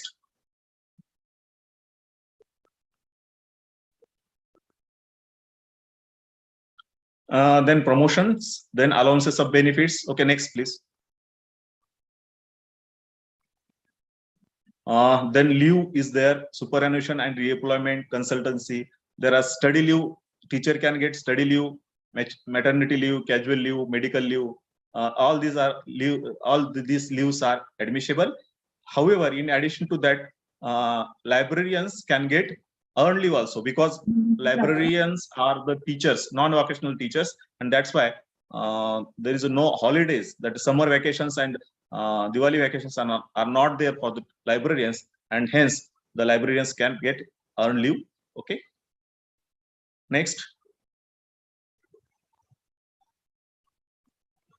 Then this is assessment criteria, and this is an important issue, we can say. The librarians, the duty of the librarian is to collect, to organize, to circulate, and to recirculate, I can say, take back and again issue. Like these are the basic work plan for the librarians. We can apply it for the books, we can apply it for the even information. So then there are additional jobs. There are several additional jobs to the librarian, and based on that, that assessment criteria has been developed. There is a criteria and methodology too. So what should be the criteria, or what should be the activity? The first is a regularity of attending library, calculated in terms of percentage of days attended to the total number of days he is expected to attend. And there is an issue. There are problems in filling of this form, how to calculate the working hours. So generally, in simple way, I can say there are 365 days in a year. In 365, there are 52 Sundays. Then 26 Saturdays, first and third Saturday, if we calculate, so 50% Saturdays, you can say. Though the 26 plus 52, then you have 8 days leave, 30 days earned leave, and 15 days medical leave. If you and government holidays about in some year it get up to 25, or in some year there are 21, 22 like that. So if you calculate, it goes to 220 to 215 days. Many times I see that librarians write working days more than 250. So it is possible if they don't take any leave. So it may be 250, 280 or more than that. So according to that, he has to calculate. But keep in mind, your attendance should be more than 90% at any cost. If it comes less than 90, then you will get satisfactory grade. And if it comes less than 80%, then it will be non-satisfactory. So keep in mind, wherever you are calculating the attendance, that you should calculate very prominently, and Participants your are working hours Excuse me, sir. attendance should be Dr. Kulkarni, more sir. than 90%. Again, while distributing this timetable, while distributing this attendance, you should not be in vague. So there are certain criteria, there is certain work, so that you have to consider while assigning the working hours. So that is again very important. Then conduct of seminar, workshop related to the library activity or on specific books or genre of books. So for attendance, there is no marks. If you attend any conference, even if you attend international conference, there is no any grade or there is no any score. But if you conduct, if you organize any kind of workshop, any kind of seminar, if you will get grade there. What grade will be there? If you organize a national level seminar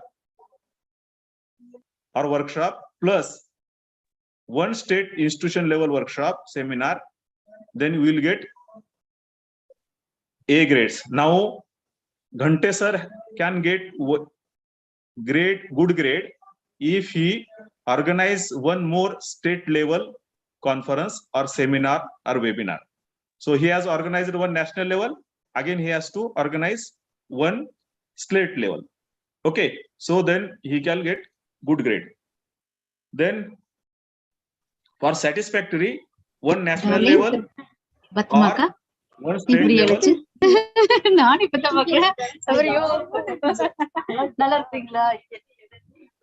Participants are requested to mute their mic. Participants, okay, please mute your mic. Or there is option. You can organize 4 institution level seminar workshop. Then you will get satisfactory grade. For good grade, you have to organize at least one national and one state. Whereas for satisfactory, you can have one national, one state level, or 4 institution level. Okay. And the last, if you don't organize any such kind of activity, then you will get not satisfactory mark. Okay. So this is again important point one has to consider. Next, please.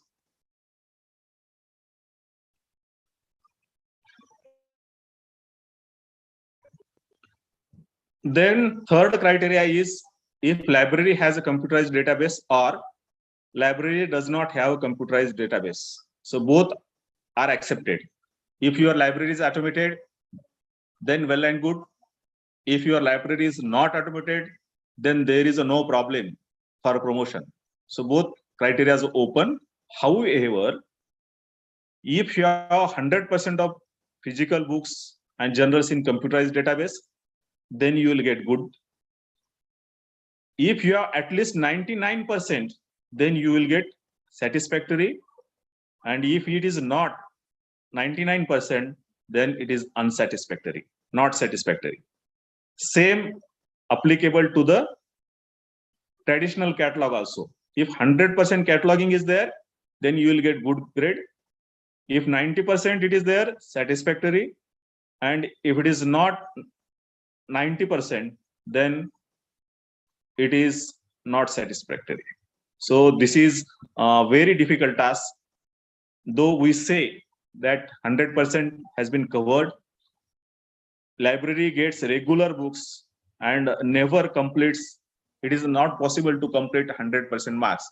For that time, we have to take a fixed date, like a 31st March.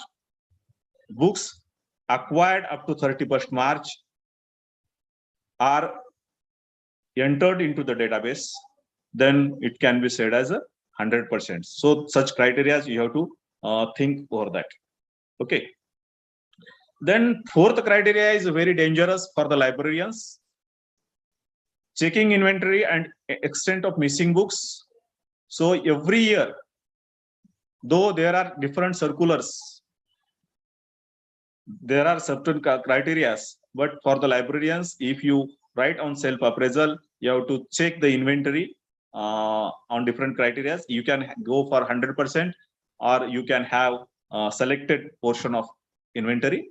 Then the missing books are, if missing books are 0.5, less than 0.5, then you will get good.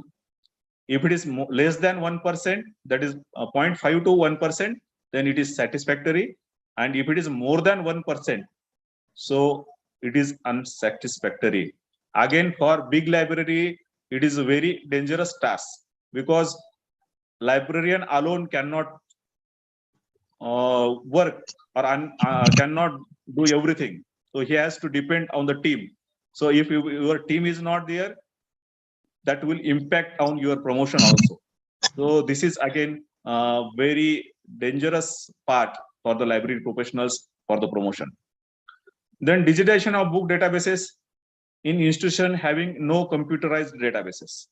Again, see, if you see the meaning of the sentence, digitization of books database in institution having no computerized databases. So there is no particular meaning in the sentence. So, but we can understand. So this sentence means library needs to digitize. Again, there are n number of problems in digitization. However, there are certain 6 criteria you have to complete. For getting good, you have to be involved in 2 activities. And if you want to have a satisfactory, then you have to at least 1 activity you have to participate. So digitization is 1 activity.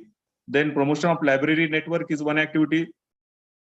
Then system in place for dissemination of information relating to books and other resources. There are various systems.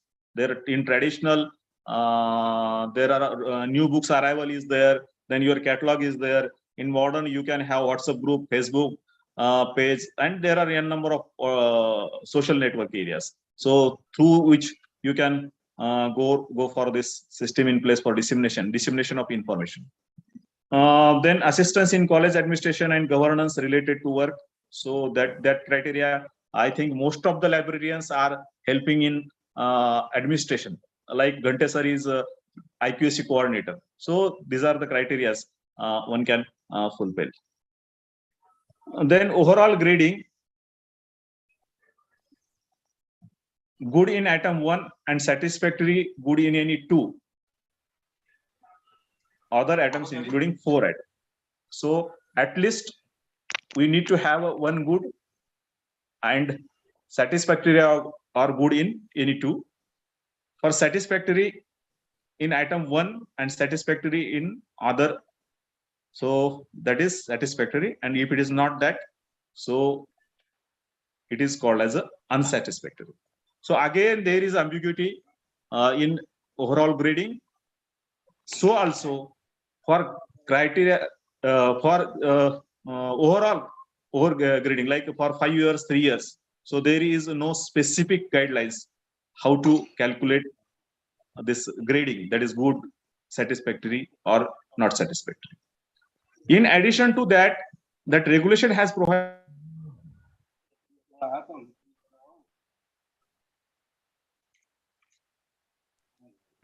the librarian must have this use of technology to monitor. Like you should have a biometric Participants attendance. are requested to please mute their mic. Then librarian must submit evidences of published papers, participant certificates for preparation methodology course, successful research guidance. Then should tracking users grievances. Okay, for user grievances, there is no point in the regulation, but only in note they have added the grievances. Generally, librarians have such solutions or such system of tracking the grievances. These are the notes. Next, please.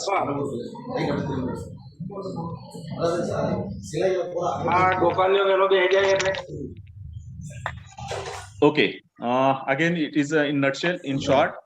So for expert committee For first two, there is a screening committee, and later on, there is a selection committee. Next.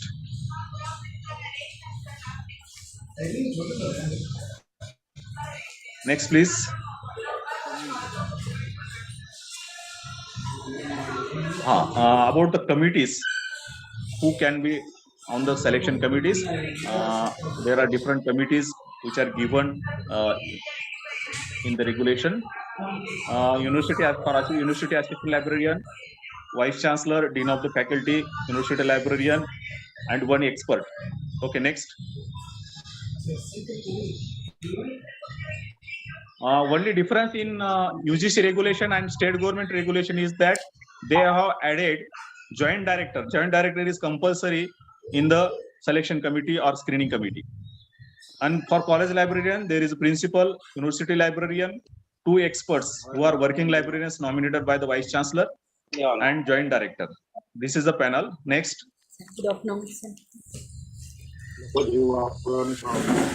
Then there are amendments in the regulation by the state government, and the committee has been formulated. There is some changes in the, like, for assistant professor, chairperson of the governing committee, the principal, head of the department, two nominees of the vice chancellor.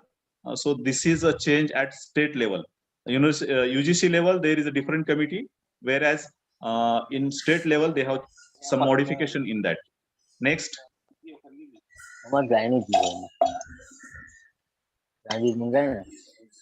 Next, please. Okay. The quorum for the meeting shall be 5 members, of whom at least 2 shall be subject editors and joint director. So joint director is compulsory, and 2 subject experts are compulsory. So 3 persons are compulsory, and then other 2 persons are optional. Next, please.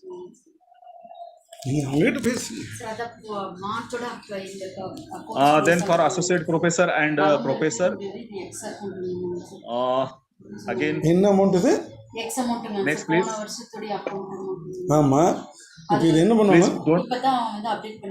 Participants, please don't make noise. Participants are requested to please mute their mic. For the post of directors. Participants are requested to please mute their mic. Don't disturb others. Dr. M. Saranya. Dr. M. Saranya, mute yourself. See, there is an important sentence here.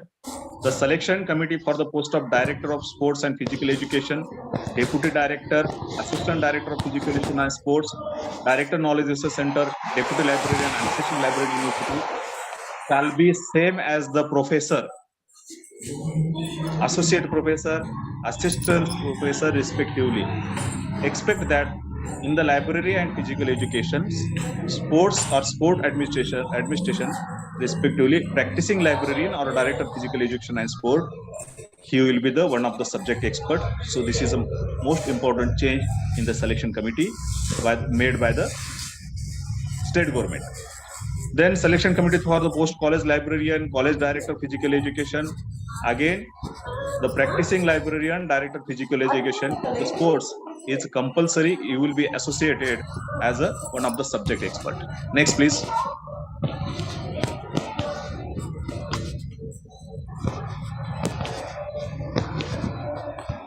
Okay, this is for private colleges and constitutional college. Next.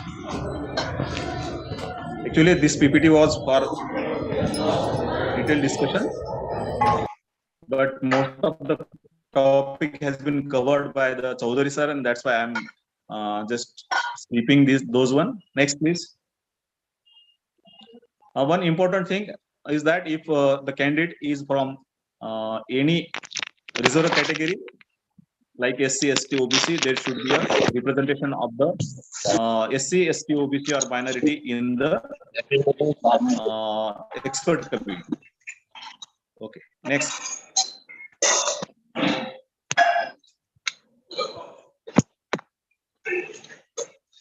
Next, please.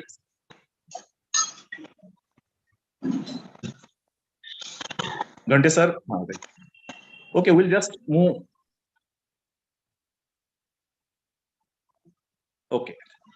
These are the acknowledgements. I hope you understand, because most of the part has been covered by the Chaudhary sir for teachers as well as Director of Physical Education.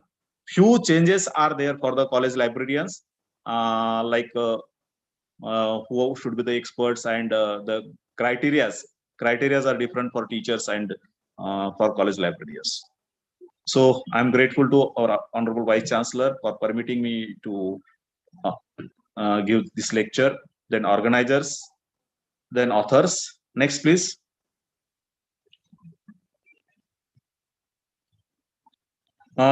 Thanks to Honorable Dr. Anil Chikate sir, Honorable Dr. Girase sir, and Ghante sir for giving me an opportunity, as well as I am thankful to the teaching and administrative staff. And not last but not least, I am thankful to the participants. I don't know how much you understand, because there is a certain time limit. For 1 hour, 1.5 hours, you can listen, but after that, generally there is a tendency that people are not that much attentive for listening the lectures. Next. So now I expect from your comments, your valuable suggestions, your doubts, and most important, as what are the issues, so that I can share my views for the solutions. But again, the questions. Sir. Yes. Sir, I am working as a librarian in government college. Okay. Joining to till date, do not have a work in library. Always the work in admin department. So how to follow the CS? Yes. First thing, you have to request your officers that my appointment is in the library. Please permit me to the work in the library. I can share my experience. I was working in a government organization, the Maharashtra State Agriculture Marketing Board. I was appointed as a librarian, but they were assigning me different works. I have requested them at least half day. Let me do my work, and after half day, I was working with the organization with other works. Like that, you can request your officers that my basic work is a librarianship.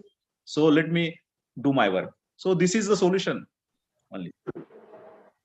My principal said me to close the library and do work in office.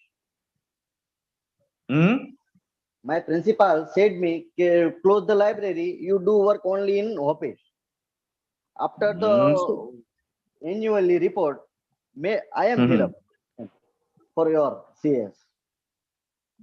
Oh, this is again individual problem. One should not. Ethically, it is not correct. But there are several practical things are there. Like even one participant has one question to the Chaudhary sir also, that if management doesn't permit, so there is no such solution, concrete solution or fixed solution for these issues. You have to tackle on your state. So, but you can request.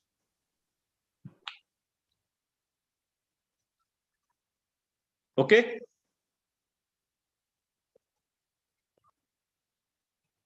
Next question. Yes, sir. One thing I can add here, again, this same problem is with the assistant librarians in universities.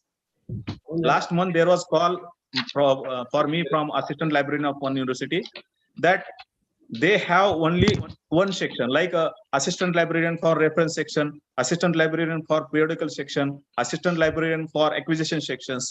So they don't work like a college librarian. College librarian has many more activities to do because they are administrator, whereas assistant librarian has one sections, so he cannot fulfill all the things.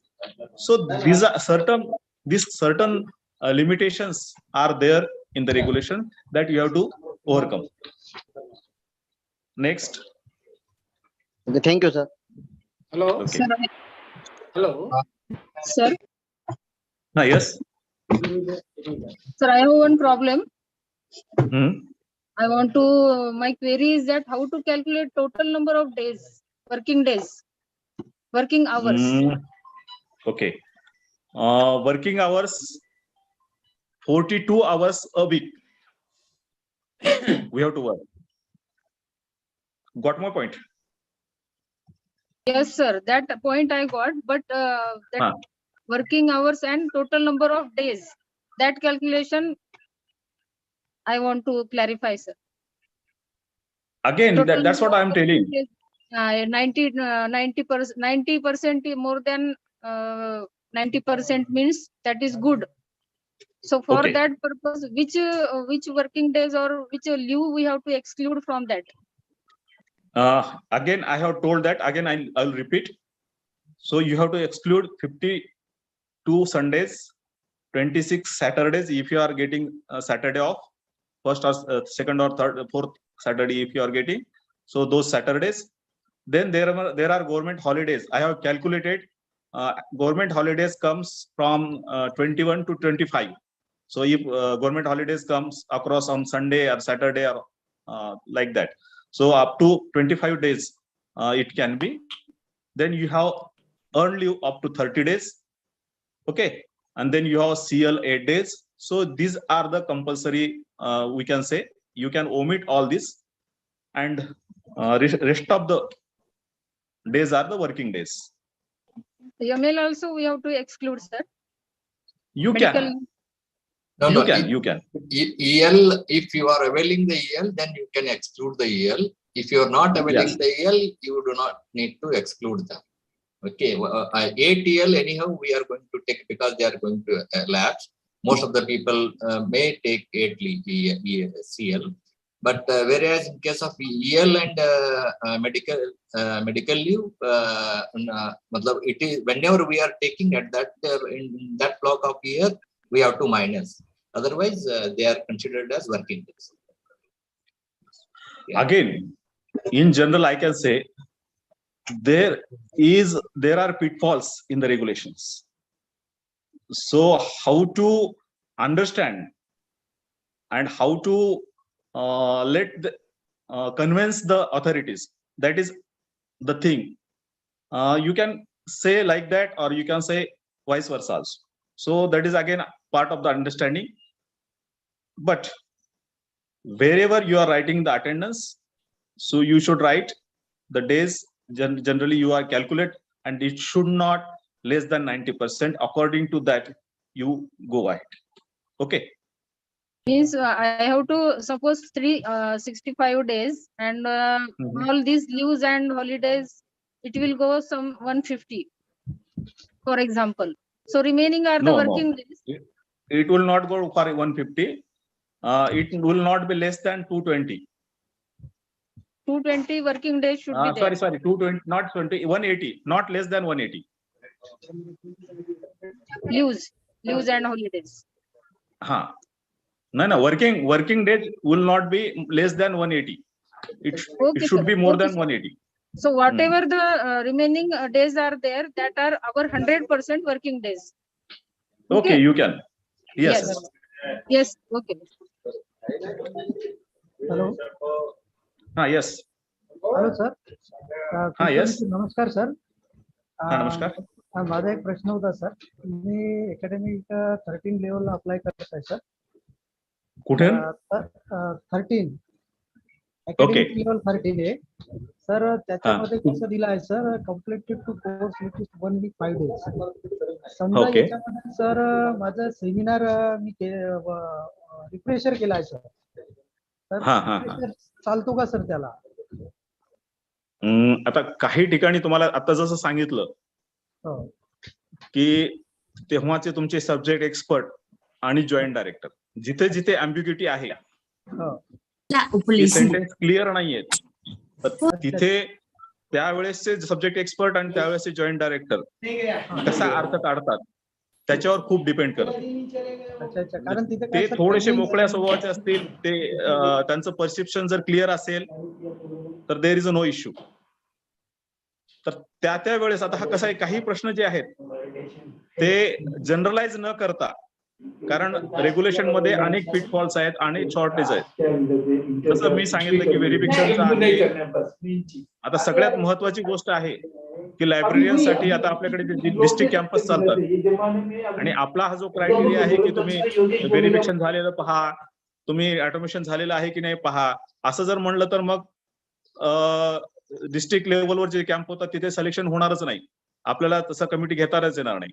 तर काही सांगण्याचा उद्देश हा आहे की जिथे जिथे काही असे पिटफॉल्स असतात किंवा अम्बिग्युटी असते, त्या वेळेस तिथे ते उपलब्ध एक्सपर्ट आहेत, उपलब्ध जॉईंट डायरेक्टरचे आहेत, तर त्यांचं त्याच्याबद्दलचं मत काय आहे आणि त्या आधारित आपल्याला कसं कन्व्हिन्स करता येतं हे इम्पॉर्टंट आहे. कारण you can not generalize the things because rules are not crystal clear.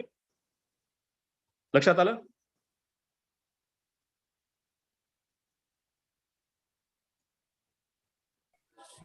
Hello sir. Hello.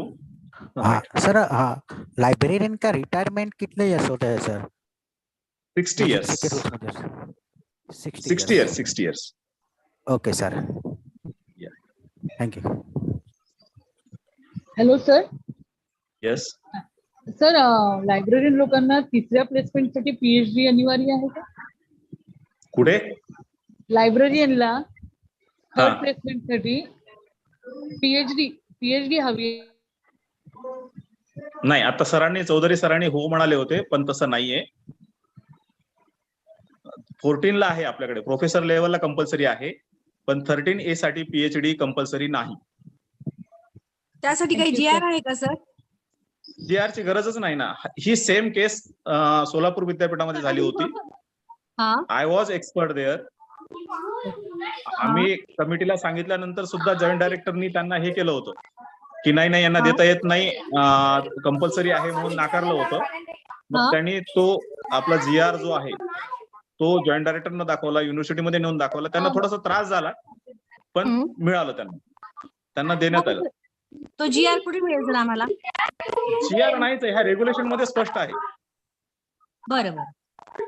Regulation मध्ये असोसिएट प्रोफेसरला पीएचडी कंपल्सरी लिहिलेली आहे, लायब्रेरियन्सला लिहिलेली नाही. याचाच अर्थ असा होतो की पीएचडीची गरज नाही. Thank you sir. Hello sir. हा, माझा प्रश्न होता सर, समजा डिजिटेशन कोर्स नसेल झालं सर एवढ्यामध्ये 3 वर्षामध्ये लायब्ररियनचा, आणि समजा मी जसा सॉफ्टवेअर घेतलाय सर, मास्टर सॉफ्टवेअर, यांनी ट्रेनिंग चालवले आहेत सर, 1 वीकचा ट्रेनिंग कोर्स चालवले आहेत, तो सर्टिफिकेट मला ऍक्सेप्टेबल होईल का सर?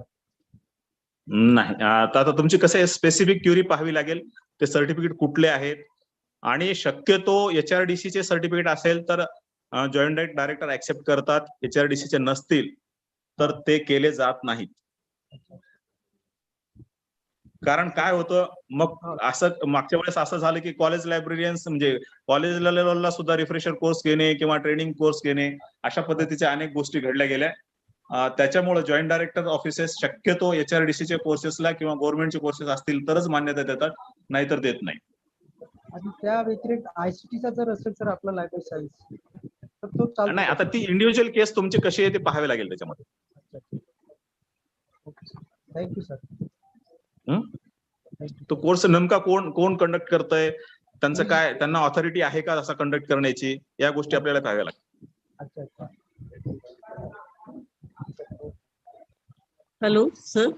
येस सर, हे मॉक कोर्स जे सांगितलंय सर, तर ते लायब्ररियन्सला पण घ्यावं लागते का असं, विद्यार्थ्यांकरता वगैरे जे आता घेतलं जाते UGCच्या गाईडलाईन प्रमाणे? त्याच्यात ऑप्शन आहे, दोन्ही ऑप्शन आहेत, either you participate or conduct.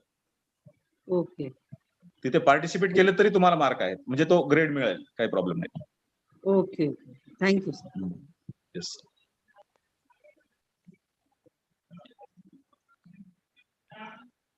Okay, I hope. Thank you sir, खूप सुंदर माहिती दिली तुम्ही. सर एक मिनिट सर. थँक्यू. तर प्रत्येक वर्षासाठी आपल्याला UGC केअर मध्ये एक पेपर असायला पाहिजे का सर? ओव्हरऑल 3 वर्षामध्ये एक पेपर असायला पाहिजे? नाही, सेल्फ अप्रेझलच्या याच्याप्रमाणे तुम्हाला जो क्रायटेरिया दिलेला आहे त्याच्यात एक पेपर कंपल्सरी आहे दरवर्षी का सर? केअर मध्ये? हा, सेल्फ अप्रेझल मध्ये आहे. अच्छा. आणि आता पुन्हा त्याच्यातली अँबिग्युटी अशी आहे, आपल्याला जो टेबल दिलेला आहे तो लागू आहे का नाही हा मोठा प्रश्न आहे अच्छा. जो स्कोअर दिलेला आहे. हा, हा. कारण असोसिएट प्रोफेसरला आणि प्रोफेसरला कंपल्सरी तिथे लिहिलेलं आहे की तुमचा एवढा एवढा स्कोअर पाहिजे ओके, त्या ओके. टेबल नुसार. पण आपल्या लायब्ररीसाठी तसं लिहिलेलं नाहीये. ती अच्छा, हो अँबिग्युटी ना. आहे GR मध्ये. तर हो, त्याच्यामुळं सर, तिथलच्या तिथे जे अर्थ काढला जातो जॉईंट डायरेक्टर किंवा ते सब्जेक्ट एक्सपर्ट जसा अर्थ काढतात तशा पद्धतीने तो निघतो. अच्छा, अच्छा. पण स्पेसिफिकली तसं काही सांगितलेलं नाहीये ते. नाही नाही. मला असं लक्षात आलं सर का ओव्हरऑल 3 वर्षामध्ये एक UGC केअर मध्ये आपला रिसर्च पेपर असायला पाहिजे. आता हे त्याच्यात पुढचं सांगतो तुम्हाला मी. तो ऑर मधले क्रायटेरिया आहेत. 5 पैकी कुठल्याही 2 ऍक्टिव्हिटीज करायच्या. अच्छा, अच्छा. अलग लक्षात. ओके. तर तो तुम्हाला ग्रेड म्हणजे गुड ग्रेड मिळेल. एक केली तर सॅटिस्फॅक्टरी मिळेल आणि दोन्ही नाही केलं तर अनसॅटिस्फॅक्टरी. त्याच्यामुळे हा काय आता सध्या रिसर्च पब्लिकेशन हा फारसा मोठा इश्यू आता याच्यामध्ये राहिलेला नाही. हो सर. हाऊएव्हर हो 7th मध्ये तसंही रिसर्चचं कमीच केलेलं आहे. हा. पण आता पुन्हा काय होतं, regulation is not crystal clear. म्हणजे सुरुवातीला त्यांनी सांगितलं पेपरचं नाव उल्लेख नाहीये, पण टेबलमध्ये मात्र स्कोर दिलाय पुढं. स्कोर दिले. आता तो स्कोर कुठला द्यायचा हा प्रश्न आहे. हो सर. इकडे तुम्ही स्कोरच सांगितला नाही, पेपर लिहा म्हणाला नाहीत, पण टेबलमध्ये स्कोर विचारलाय. हो. या अगोदर मी सर चौधरी सरांना प्रश्न केला होता, पण थॉम्सन रुटरचे जे आहे लिस्ट, त्या लिस्ट मध्ये जनरली आपले ह्युमॅनिटीज सायन्स फार कमी पेपर आहे. जर्नल्स त्या लिस्ट मध्ये कमी आहे आणि अशा जर्नल्स मध्ये आपले पेपर्स नाही, तर मग त्याचे इम्पॅक्ट फॅक्टर नुसार किती मार्क घ्यायचे. याच्यामध्ये एक सांगू का रेग्युलेशन नियमानं जर म्हणालात, if you stick up with regulation, then you should be, your paper should be in the UGC care list. It should be in your specialization area. पण असं होत नाही. असं झालं तर कोणाला प्रमोशन मिळणार नाही. फार कमी लोकांना प्रमोशन, सगळ्यांना मिळणार नाहीत असं नाही, पण फार कमी लोकांना प्रमोशन्स मिळतील. तर त्याच्यामुळं असं आपण डिस्कशन न करता काही गोष्टी ज्या जनरलाइज होतात त्या ऍक्सेप्ट करायच्या. ठीक आहे sir. Thank you sir. Right. Okay. Chalo, right. We'll sum up then. Ghante sir, over Sir, to I you. am college librarian. Okay. Hello. I am Yes, college yes. librarian. Right now, got. Yes. Ask your question, sir. Hello. Please. In short, ask. You are not audible.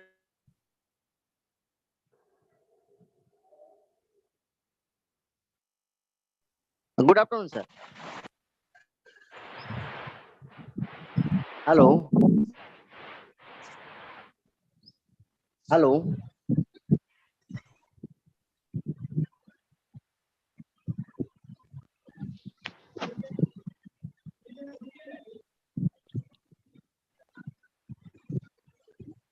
Hello.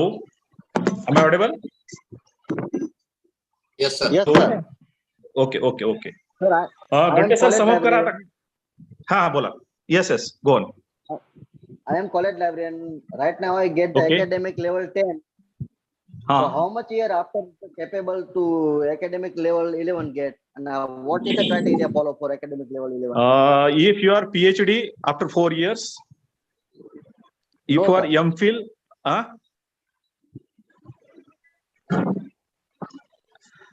at the time of joining, if you have completed your PhD, then 4 years. No. If you are MPhil, no, sir. 5 years. If you don't have, no, 6 sir. years. 6 years. Okay. And orientation and refresher is compulsory, sir? Yeah, it is compulsory. Orientation is compulsory, and for refresher, there is option. Thank you, sir. Okay.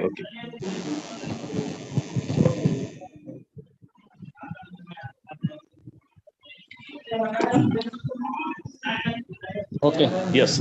Okay. I think there is a lot of questions. regarding the CAS promotion. So we stop here question answering with the permission of Dr. Jain Kulkarni sir. Dr. Kulkarni sir is a well-known personality in library and information science. He is our guide and guru, sir. So thank you very much, sir, for your kind information and interaction with the participants. I invite Dr. R.D. Chaudhary sir for vote of thanks. Dr. R.D. Chaudhary sir.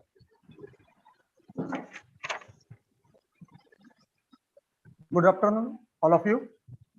I would like to express my sincere gratitude and vote of thanks to Honorable Bapu Sahib V.C. Chaudhary, Honorable Nana Sahib V.C. Chaudhary, Principal Dr. Vijay Singh Garase sir for motivating and guiding us to conduct this webinar. I also express my vote of thanks towards Dr. Anil Chikate sir. Our today's resource person, Dr. Jagdish Kulkarni sir, has delivered scholarly lectures on CAS for librarian, which will be helpful to the librarians. I express my vote of thanks his wonderful session. I express my gratitude towards Dr. Kailash Chaudhary sir for this session on CAS for teachers and physical directors, which will be helpful to the teachers and physical directors. I express my vote of thanks for his wonderful session. Last but not least, I express my vote of thanks to all our participants, librarians, professors, directors of physical education, and students for their active participants. This webinar is conducted by IQAC and Department of Library, Dr. P.B. Gante sir, whose efforts, concept of the themes title made this webinar successful. I express my vote of thanks to Dr. P.B. Gante sir. I also express my vote of thanks to Professor M.P. Sunishi sir, NAC coordinator, for his wonderful anchoring. The organizing committee of the webinar, Dr. B.S. Patil, Dr. R.D. Chaudhary, Dr. V.V. Wali, Dr. G.P. Pathak, Dr.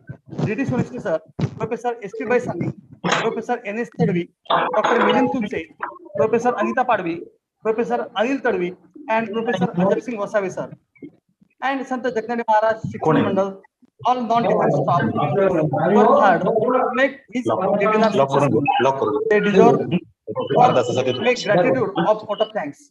I express my self thanks to Dr. Rahul Deshmukh sir for this technical assistant for this webinar. Thanks again to all.